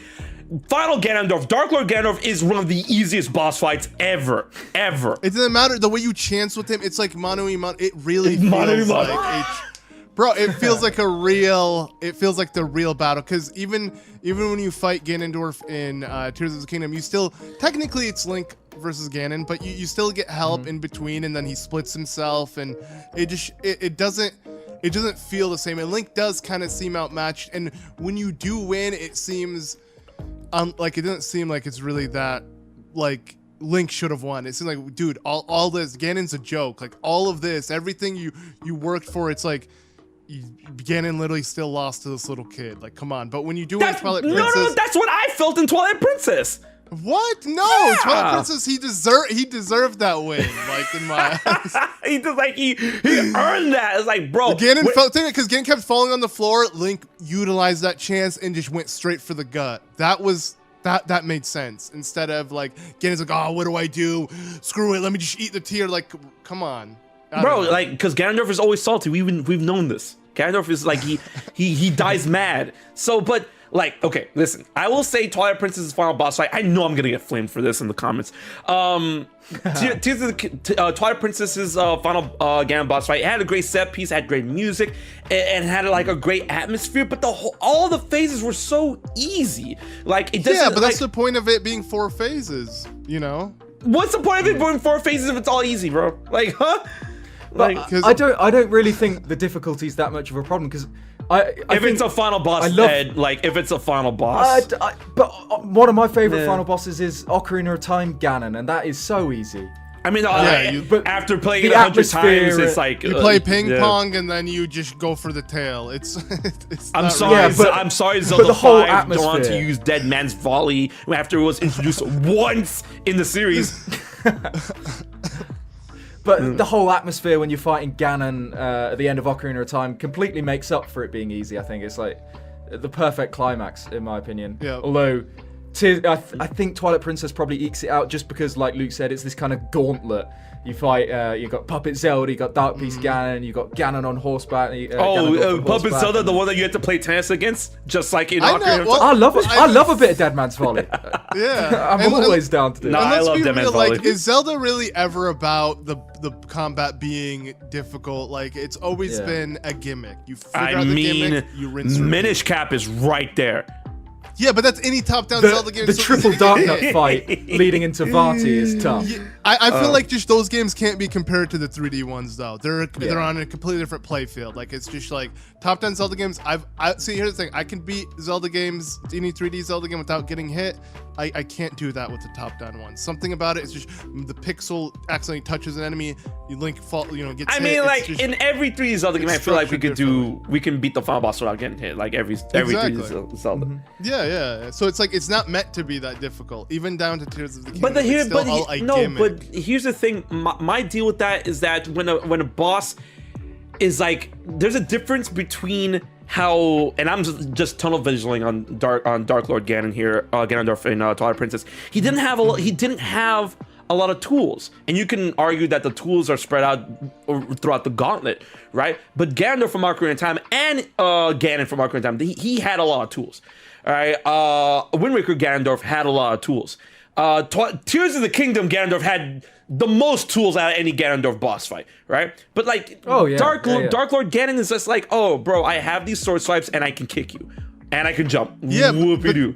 But in a game where Link is so limited, and Twilight Princess is like the one game where Link has the hidden skills, and you actually utilize most of them throughout the battle. To me, that's the point. It's like Link worked for this. Link got the skill to actually face him. Unlike the other games where it's just like, it's still very bare bones. You find the gimmick, you rinse, repeat. Again, I'm not saying Twilight Princess is, in my opinion, is still the best game. I don't care. We really went off the rails there. Yeah, we did. I like to stay for the. I like to state for the record though. I love Twilight Princess. I love Twilight Princess. I don't think the game is bad by enemies. I love Twilight Princess, but you're calming the comments down. No, I feel like it's overrated in some aspects. And you've just undone it. No. I love Twilight Princess. I will play that. I will never refuse to play that game again. I will play the game again anytime. I love the game. Yeah. It's just that it has flaws. Oh yeah, every Zelda has flaws. Yeah, not Ocarina of Time. Yeah, no, yeah. Just because it's a Nintendo 64 game, I think it's a bit clunky to control. Whoa, but, no, it's the it first plays better than don't do that. No, don't do that. It plays better than a lot of 3D don't games be one of those, today. Don't be one of those people that's like Super Mario 64's camera is bad because it's not. Yeah, no, I don't think Ocarina of Time is Super Mario 64 camera is bad. No, it's not. I love Super Mario 64. Skill issue, bro. Every time I hear people say the camera's bad, I'm like, what are you talking about? Are we playing the same game? Am I being gaslit here? Bro, we should really get back to Tears of the Kingdom. Yeah, no, we went off the rails way too much. Okay, so the fight aside, what do you think of Ganondorf as a character in this game? I loved him. Let's start with you, HMK. Ganondorf as a character. I loved him. Matt Mercer did an amazing job, not only doing Ganondorf, but doing like mummified Ganondorf, because he does like very specific like vocal tonalities between the two portrayals. I thought Ganondorf, as he was portrayed in this game, was very like, it's very complimentary. It's like one of my favorite Ganondorf portrayals like ever, and the fact that he finally found his voice just made it that much better. I see that there's a lot of complaints about like, oh, we didn't see enough of Ganondorf, and I'm like, I get that, true. But at the same time, Ganondorf had the most screen time in this game than any other Zelda game, so I'm like, what are you talking about when you say that specifically? So I feel like people need to break it down. Through cutscenes, like that's through cutscenes. Through cutscenes you can't interact with. That's not enough screen time, though. That's why I say I understand when the argument is, flourished out. It's like, oh, I want more Ganondorf in real time. I'm like, okay, I get that, and I agree. Like, I wish there was more Ganondorf in real time, because I wanted more Ganondorf in cutscenes as well. I don't think we saw enough in that. But even with the amount of cutscenes, it's like, bro, he had like, I think it was like 30 minutes of screen time, which is like the most that he's had in any Zelda game. But 30 minutes? No way. It doesn't feel that way. Really? 30 minutes? Yeah, it's like, okay, so he has the memories. He has the amount of time at the end of the game. He has the amount of time at the beginning of the game. I am not talking about the memories. I'm combining everything, bro. Everything. Oh, okay, yeah. With the intro cutscene, you're right. Cause that's like a whole 10 minutes of its own. Yeah, that's true. Yeah. I just think for such like a fresh new take on Ganondorf, which was something so exciting, we just never got much of him explored. So his motivations are never really touched on. The relationship between him and Calamity Ganon is never really touched on. I just think it's such an interesting idea that I wanted to see more. I wanted to see more. It's just Ganondorf being Ganondorf without understanding his true motives. Exactly. I felt that Nintendo really relied on people knowing who and what Ganondorf is beforehand when portraying this character, and that's a double-edged sword in my opinion, because like, okay, we're Zelda 20, right? At this point, if you're playing Zelda, you should know who Ganondorf is. But I also see the other side of the argument is like, oh, there's a lot of people's first Zelda game, especially going off of Breath of the Wild, they should really had more exposition with him. I'm like, I get that too, but I personally, I was happy. I was very happy in how he was portrayed in this game. I feel like they could have developed more in my eyes. Oh yeah, no, there I felt there was a lot. There was room for improvement, definitely. I wouldn't say he's my favorite version of Ganondorf, but I was very happy. Because I think because he's a new Ganondorf as well, you can't rely on what he did in older Zelda games for kind of his character. Because Twilight Princess, Ganondorf is Ganondorf. If you just take Twilight Princess, Ganondorf, you don't really understand who he is or why he does what he does, but it's kind of the end of his story from Ocarina of Time that kind of puts that into context a bit. Wind Waker, obviously, he's a lot deeper in the Wind Waker. In my opinion, that's the best Zelda villain. And I guess I just wanted something a bit more Wind Wakery with Tears of the Kingdom Ganondorf. I just wanted to know why he thinks he's right, and a bit more about what he plans to do, rather than, I don't know. Oh, let's talk about that for a little bit. Destroy the world and. I feel like Ganondorf portrayed in Ocarina of Time, because obviously in Wind Waker and Twilight Princess they're the same Ganondorf that spawned from Ocarina of Time. In Ocarina of Time he's very young, he's very gutsy, he's very like, this is me, this is my right, this is what belongs to me, I'm doing it because I want it, right? And then when going from Ganondorf to Twilight Princess into the Child Timeline, as we know, like, he never had the chance to rule, the botched execution happened, and he was just very, very angry. And then he's like, okay, I want to rule. So he kind of had that big tunnel vision of like, I need to rule. I never got, the job was not done. The story was not complete. So he tried to complete the story, his story, in Twilight Princess. So he was just very, I would say the way he was portrayed, that he was very tunnel vision, in which like, I am a sovereign, exactly. I need to rule, right? Yeah. Which I felt they took a lot of cues for in Tears of the Kingdom. Now, when we go with Ocarina of Time, he ruled, he won, then he lost, got locked up, and he got mad when he finally got out. But when he got out, everything flooded. So he lived through all of that, and he kind of like chilled out a bit. So he had time to grow, and like, I wouldn't say grow, I wouldn't say grow. I would say he had time to reflect.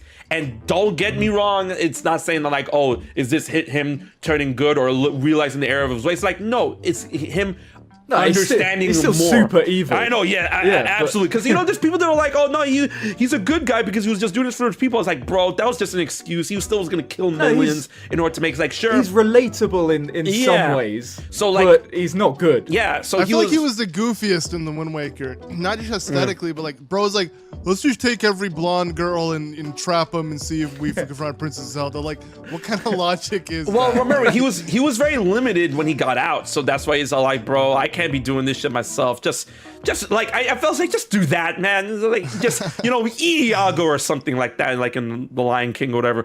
But I felt like he had time to stew and reflect on who he is and what his motives are. Those motives don't change, but now he's able to like flesh them out. So that's why I feel like it's the big contrast between the dwarfs, right? And then when we go into Tears of the Kingdom, I felt it took a lot of cues from the Ocarina of Time Twilight Princess Ganondorf, where he's like, I am king, I deserve this. Oh, there's a new kingdom on the block? No, that's mine too, right?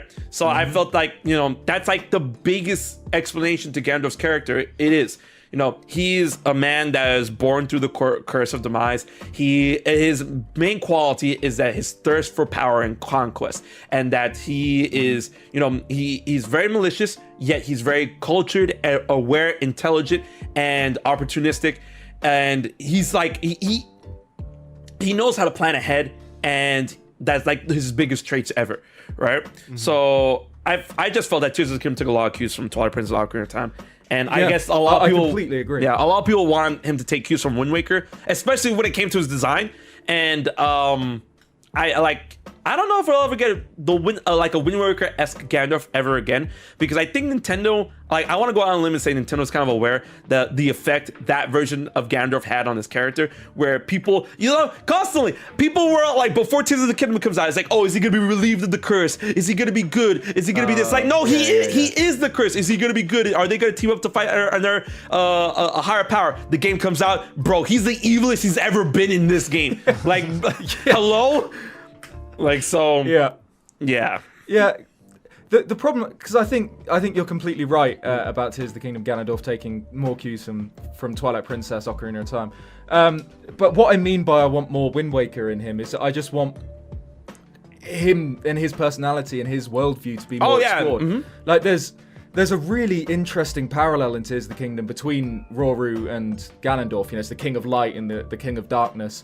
And even their designs, the way Ganondorf wears his secret stone in the center of his forehead, like his third eye, which is where, obviously Rauru has his third eye. Then he grows horns similar to Rauru, and he has kind of similar clothing, similar hair.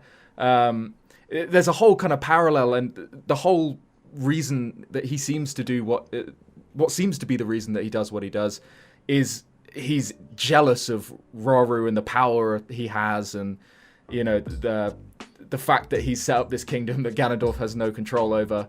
I just wish we saw more. I think especially compared to Breath of the Wild, where the cutscenes were, just as limited as they were in Tears of the Kingdom, but I felt we got a better gauge on the personalities of the characters that were involved. Like King Rome, I think it has a really kind of complex struggle with putting Zelda first or putting the kingdom first, and obviously he chooses the kingdom, and it causes a rift between him and Zelda to form.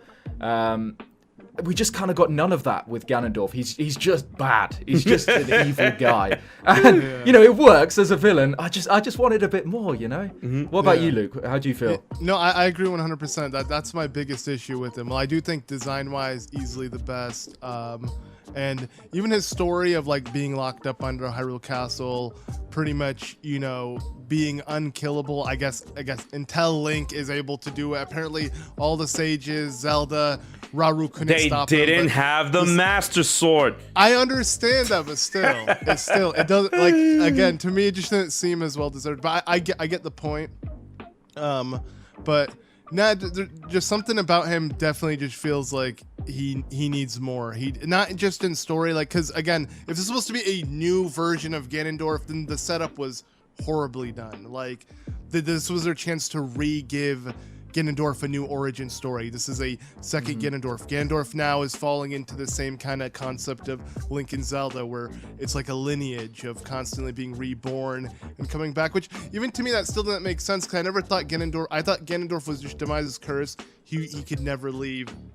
So already that whole concept of kind of retconning what we had originally thought and giving us something entirely new feels, I don't know, just in my eyes, undeserved. Like, if we were gonna get this new idea of Ganondorf and this new concept, then we needed a proper origin story. I want to see what happened with the Gerudo, how they betrayed him, how he became the Gerudo King, the demon thief, the Ganondorf that he eventually becomes. It's just there. It's like, literally, he's equivalent to what Bowser is in Mario, just evil, and stop him. Bowser's goofy. But you get my point. It's just more of the same. And to me, it's a shame. But I mean, again, now that it has been explored, Nintendo could always evolve on it and give us more. I mean, even if the next game they kind of harken back and give us more story on what has already happened. I doubt it, though. I feel like Nintendo's just gonna move on, but to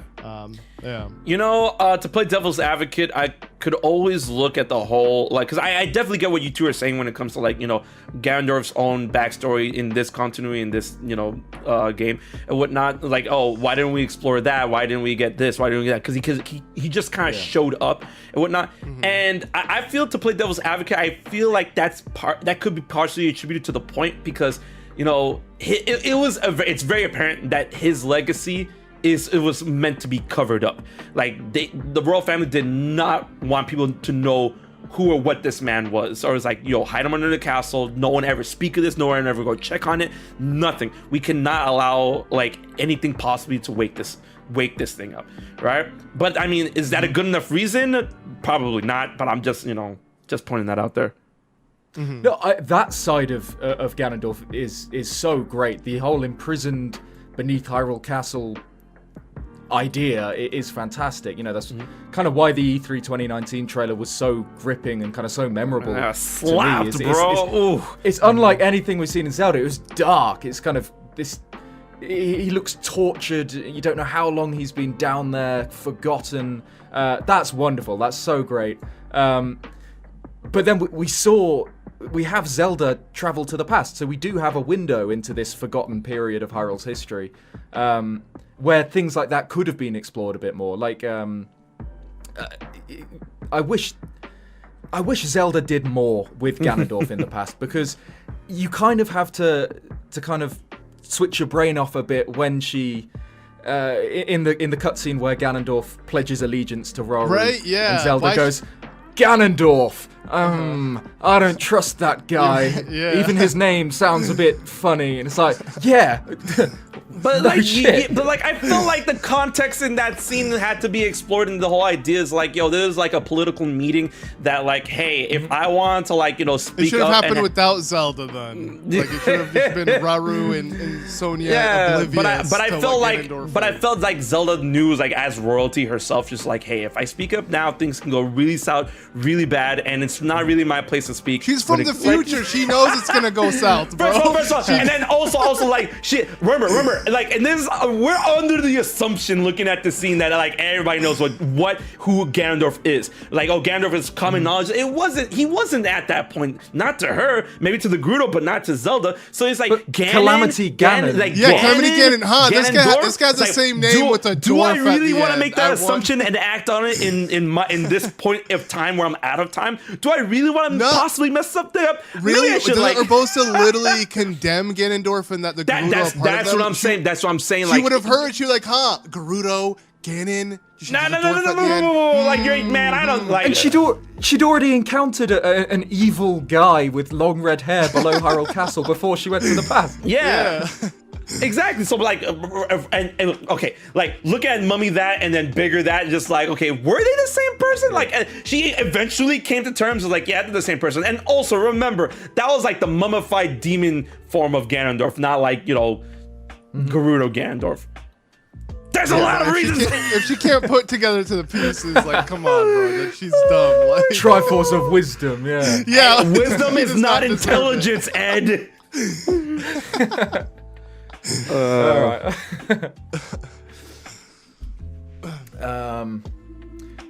But to be fair, I mean, we've already touched on it, so why don't we just jump straight in?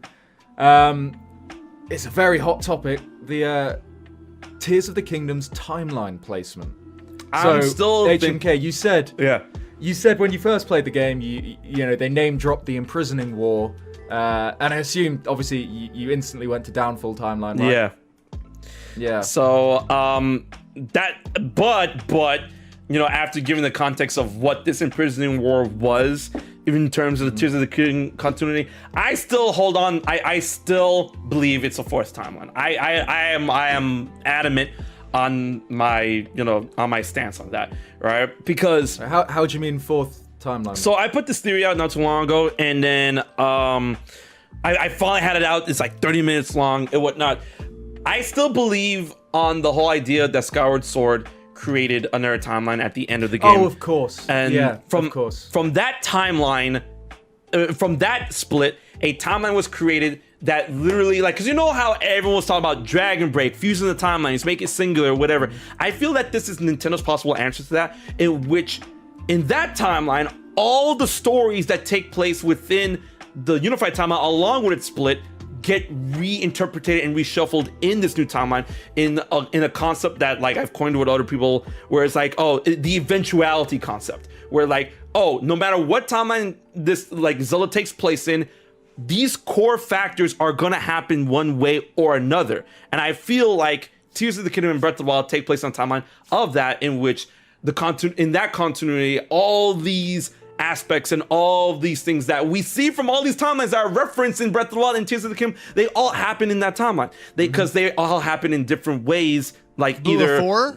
Do you think it happened still before Tears of the Kingdom, or do you think this, with Tears of the Kingdom being in that like split timeline Skyward Sword started, that this was the first Ganondorf that appeared in? Yes. This is the okay. Yes, because I feel that what happened there with the whole, like, hey, I'm swearing fealty to the Kingdom of Hyrule, that's literally the event from Ocarina of Time just repurposed in this timeline, right? And I mean, there's so much Ocarina of Time stuff in Woru's Hyrule. I assume you've noticed Death Mountain has the smoke ring, like it does in Ocarina of Time. Yep.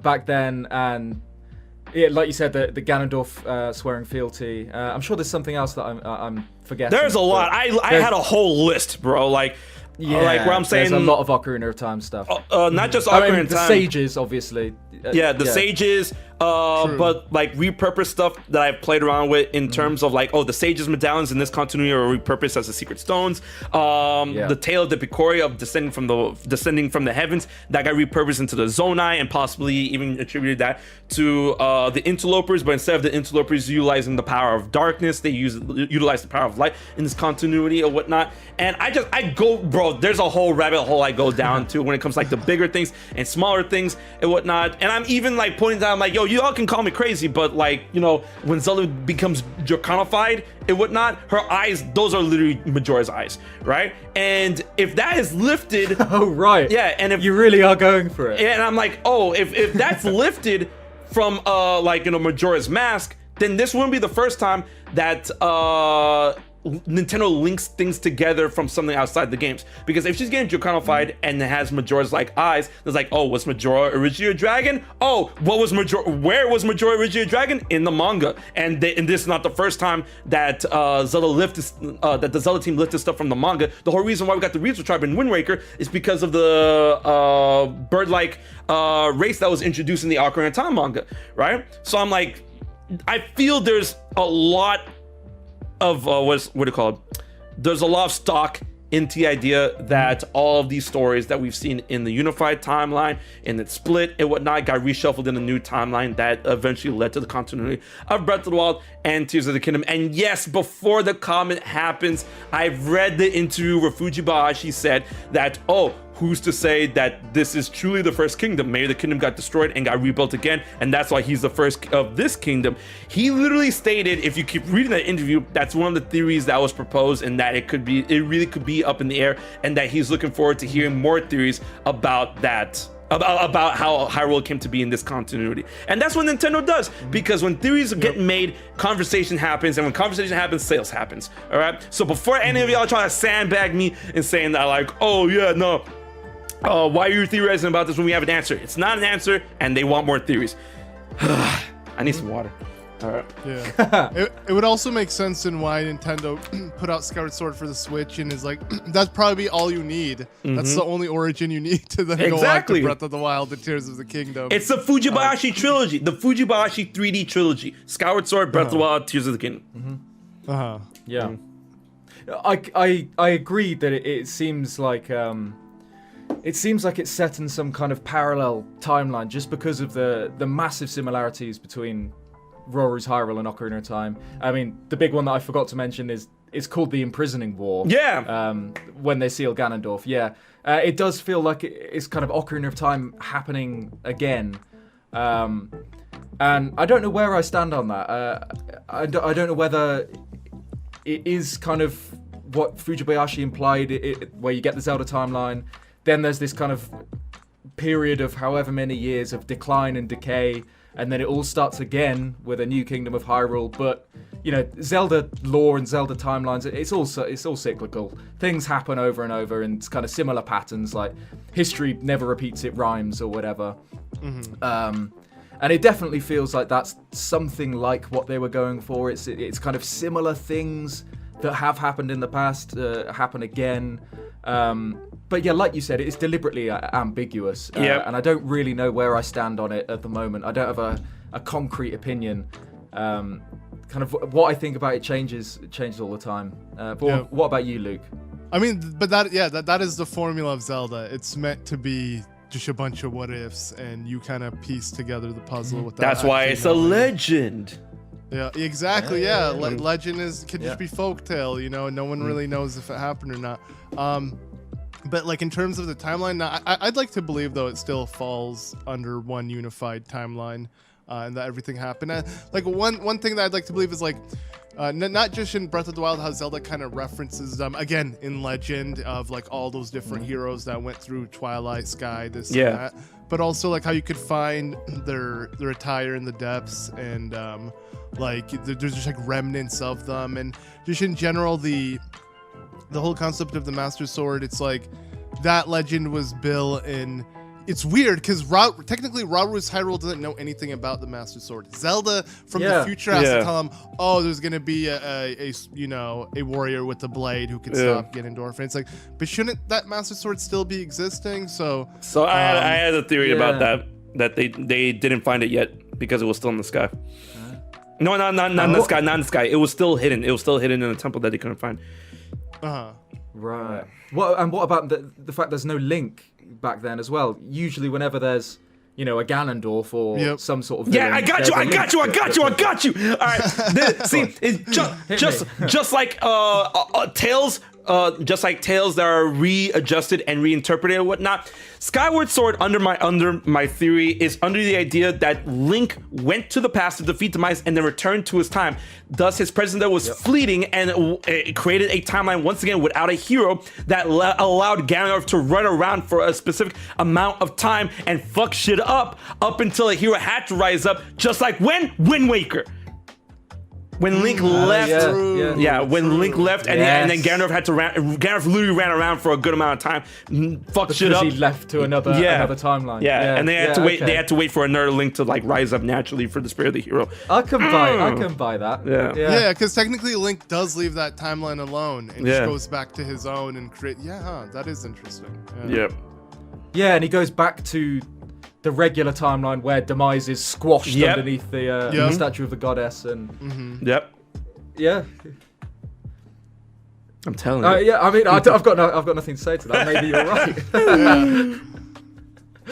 But I doubt Nintendo thinks that deeply. They'll end up probably taking the inspiration from someone else's theory. And like if they release a book, we'll have to wait and see. Yeah, I would love for them to to update us on Hyrule Historia. It's been quite a bit. I'd love creating a champion for Tears of the Kingdom. Creating a champion part 2. That'd be amazing. Creating a sage. Exactly, creating a sage, because things like in that book you see the routes that characters took during the calamity and how Akala Citadel defended itself. Oh, it's such a good book. Great. Easily. I'd love to see details of the imprisoning war like that. Like, when just before the sages get given the secret stones, the Gerudo sage says, that the last village in the Gerudo desert has fallen or something. I'd love to see a little bit more of what actually happened there, because Ganondorf, taking over his own region and dominating Gerudo that don't want to follow him. That's so interesting, and I really want to see more about that. And then also same with Twin Rover. No, go ahead. Sorry. Same with Twin Rover, Koume and Kotake in Tears of the Kingdom. I'd have liked to see a bit more of them, because that's such an interesting detail to put them as kind of Ganondorf's sidekicks. True, yeah. Or don't they raise Ganondorf? They're not necessarily his mother, but like they're surrogate mothers. Surrogate mothers. But we don't know about anything about the Tears of the Kingdom versions of them or their history. Yep. And it's kind of unexplained, because like in Ocarina of Time he gets to Triforce and he gets all that power, but then like in this game it's like he already had insane magical abilities, I guess maybe through because they taught him how to use it. Yeah, exactly. So maybe through Twin Rova, he was kind of ahead of the curve, being able to make that illusion of Zelda and trick Sonya and everything. And his weapons, they're made from his power, like the Gloom weapons. Even before he goes full Secret Stone Demon King mode, he's able to do all sorts of stuff with Gloom. So I'd have loved to see a bit more of his history and where he got his powers. So the news is that Tears of the Kingdom will be getting no DLC. I mean, how do you feel about that? Were you expecting DLC? Are you disappointed that there's no DLC? HMK, how'd you feel? I'm sad. I'm still on the hopium copium that like either they're playing us or their stances are going to change, because the whole idea is like, we did everything we wanted to do in terms of the game, so with no DLC. I'm like, okay, we literally were talking for 2 hours about things they could have improved in terms of like additions or even story exposition or whatever. They could have given us master mode. Even if it's free, I'm still holding out like for free master mode, because can you imagine gold tier enemies and new types of horns for gold tier enemies? They don't have to do the life regeneration thing, because that was BS in Breath of the Wild. So I can do without the floating platforms as well. I think that clutter Tears of the Kingdom this is a game that would utilize it better. I like that. Yeah. So, You think? Oh yeah, I don't know. 100%. Maybe it would work in Tears of the Kingdom. I didn't really Right? like it. More to do in the sky. Oh yeah. Because it's already Yeah, lacking. I suppose. Yeah. So, Master Mode, they could have given a story surrounding Ganondorf, given a story surrounding the Zonai, or give us like, Cass! Where's Cass? Like, bro, like, bring him back. Right. You know, they set Yeah. him up as well. They set it up in the Yeah, game. so I'm like, Yeah. there's a lot they can tackle in terms of adding stuff in terms of DLC. They more ideas for Sheikah shrines, a new not Sheikah shrines, shrines of light, a new dungeon. You know, like if they were to take a page completely out of what Breath of the Wild did for DLC, I wouldn't be mad for that, and I'll pay money for that happily. Yeah. Right? Yeah, it doesn't even have to be new things, right? Because like what Breath of the Wild's DLC was reliving old things in the past with the champions, and it's like, imagine if they did that with the sages that we don't have names for. Imagine if they give us more of a story and actually gave them names or an origin, or again, yeah, like you said with Ganondorf, or even like Zelda. Like Zelda's so underutilized, and it would have been so cool to get more story of what she did in the past. They could just explore on that without really giving us more to Tears of the Kingdom story. And check this out, Story right? untold. With the whole concept of Fuse and Ultra Hand, that game is practically begging for a trial of the sword. Like, True. Yeah. Yeah. How do we not get? Yes. How do we not get something like that in this game? That's so true. Like, and I want my permanent upped Master Sword. How are you gonna say the game's complete when I can't even do that? Nah. That exactly. Like, I want Try, DLC. it'd be amazing. One of the best parts for me about Tears of the Kingdom is the proving grounds shrines, where you're stripped of all your equipment and you have to make do with what's in the shrines and fuse things together and whatever. Exactly. Trial of the Sword you're right, it would work so well. So especially if they gave you kind of Zonai vehicle bits in there as well, so you can build your own killing machines and whatever. Yeah, it's a missed opportunity to not do that. Yeah.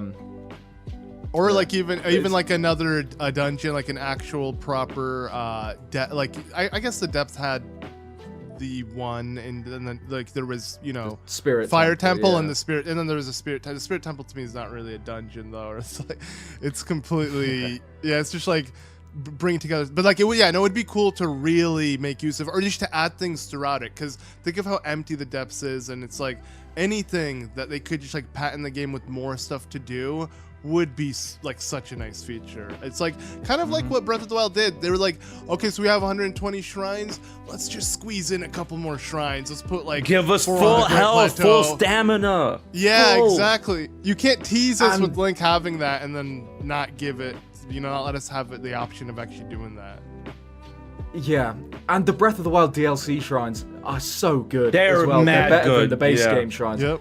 Yeah, Because they're proper amazing. late game shrines. They were meant. They knew you had to complete all 4 divine beasts to even reach that point. But the way they made Tears of the Kingdom and Breath of the Wild's base shrines is you could find them at any point. So we're never gonna increase the difficulty too much. Let's be honest. Tears of the Kingdom, you could do any shrine at any point in the game. There is no one that I want to come back for. Breath of the Wild had the major test of strength where you'd go in, you're like, nope, and you just leave. You're like, I'll come back when I have a guardian weapon or something. But like, I feel like Tears of the Kingdom is really lacking that true late game feeling where you feel like, oh, I've progressed, I've done so much, I deserve something tough. The game has none of that. So like doing DLC shrines would have been perfect to kind of remedy that. Yeah. I'm upset that there's no DLC just because I want more Tears. Yeah, of the just Kingdom more. to It's a play. good game. Yeah, exactly. Exactly. I want to keep playing, bro. Yeah. The only upside that I can think of is that if they're not doing DLC, then it means it's full steam ahead on whatever's next. Which is that is an upside. Yeah, that give us a new Zelda. That, oh my god, I cannot wait. So that's the one upside I can see from this situation, and like HMK said, that the idea was that there's no more things that they want to do in this version of Hyrule, which I understand, but there are more things that you could do in this Hyrule. There's more things that wouldn't even take that much development time, because the things that took most of the development time, like Link's new abilities and making sure the Zonai building works and the physics is flawless, that's all done. Just more kind of spaces to play around with these new abilities would be great. Like you said, new shrines, new sky islands. I don't know, just anything else to keep playing this game, man. Yeah, it is a shame, but I don't know. Yeah, no, but it's something, you know, back in the day, obviously you didn't get Zelda DLC, so you wouldn't be upset that there's no more. The end of the game was the end of the game. Well, yeah, back in the day, we didn't have open air Zeldas though. Like, exactly. Yeah. And like, you know, and 100%, it's like, even if Nintendo does seem like they explored everything there is to explore within the game, and let's be honest, the game does kind of get a bit repetitive as you go on because they're just kind of utilizing the same things, copying and pasting it throughout the world. So maybe they want to move on, but it's like, even again, in the sense of like just giving us just more basic things to do, like if you could copy and paste other ideas and just give us more of, I don't think it would be a bad thing. It's just like, but then at the end of the day, would they want you to charge DLC for something they feel uninspired of? So it's like, I get that. I just think like, and as I told you guys before, it's like, yeah, then the least you could do is give us master mode. That would shut everybody up. You can give it to us for free. You don't even have to charge us if they're willing to. But I guess it would, like you mentioned earlier, it may require a bit of development time if they're gonna not only make golden enemies but golden weapons. I guess that requires a lot more. One thing I would love to see though is for them to mirror the map. I feel like that needs, like, I'm sad that Breath of the Wild's master mode didn't have that. In a game that's truly about discovering things, mirroring the map would obscure and just kind of really challenge. Yeah, 100%. So it's like simple things like that just to challenge the game would be so nice. And technically every single main 3D Zelda game outside of Ocarina of Time had its own master quest, had a hard version. Actually, Majora's Mask didn't have any of them. Because it was already on hero mode. Like, yeah. Majora's Mask is tough as is. They didn't even make it more difficult. But yeah, every other Zelda game has had some version of hero mode or master mode or something like that. And it's just a shame that this game is not getting it when I feel like it needs it most, because it is the biggest and it's the game, or I feel like Link is the most OP. You know, Link is truly so overpowered. He's a monster. Yeah, so like exploring a more difficult way would be so cool to see. But whatever. I didn't even think of mirroring the map. That would be genius. Because like if I play Ocarina, if I play Master Quest, you know, even though I know the map of Ocarina of Time inside out, I get disoriented. Anything. Or if I play the GameCube version, then go to the Wii version of Twilight Princess, and it just feels so different. Yeah. Right? And those games don't utilize locating shrines. The game's premise is about the overworld and not getting disoriented. Imagine if they flip it on you. I feel like mirroring the game would fit best in those games. But again, like you said earlier, if this means they're working on the next Zelda game, I'll take it. Like, then we don't need DLC. I'm willing to move on. Like, right? I think we all can agree it is time to move on as well. We've definitely, these are great games. They're masterpieces in their own right. But like, I would love to see Nintendo explore something new and give us something, because the fact that they took 6 years to give us more Breath of the Wild, that's kind of the reason why the game isn't as popular as Breath of the Wild was, because it was just more of the same. So once Nintendo gives us that new thing, and whether they innovate like they did with Breath of the Wild and completely explore new ways, or just have a new theme, a new style going for it, that is going to be so exciting. And I feel like that a lot of people it really pique their interest more than what Tears of the Kingdom had, because, you know, again, it was just kind of more of the same.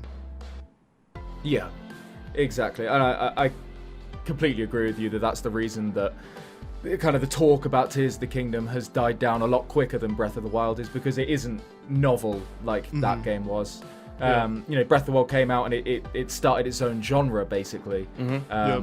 Whereas Tears of the Kingdom is just, you know, the best version of the Breath of the Wild genre, but it's still, you know, it's still Breath of the Wild. So yeah, you know, no DLC, but hopefully we see something new in 10 years rather than 15 years. Next year. Like, yeah, hopefully a year or two. I don't need to wait half a decade. 5 years is too much. Like, come on. We need something. Well,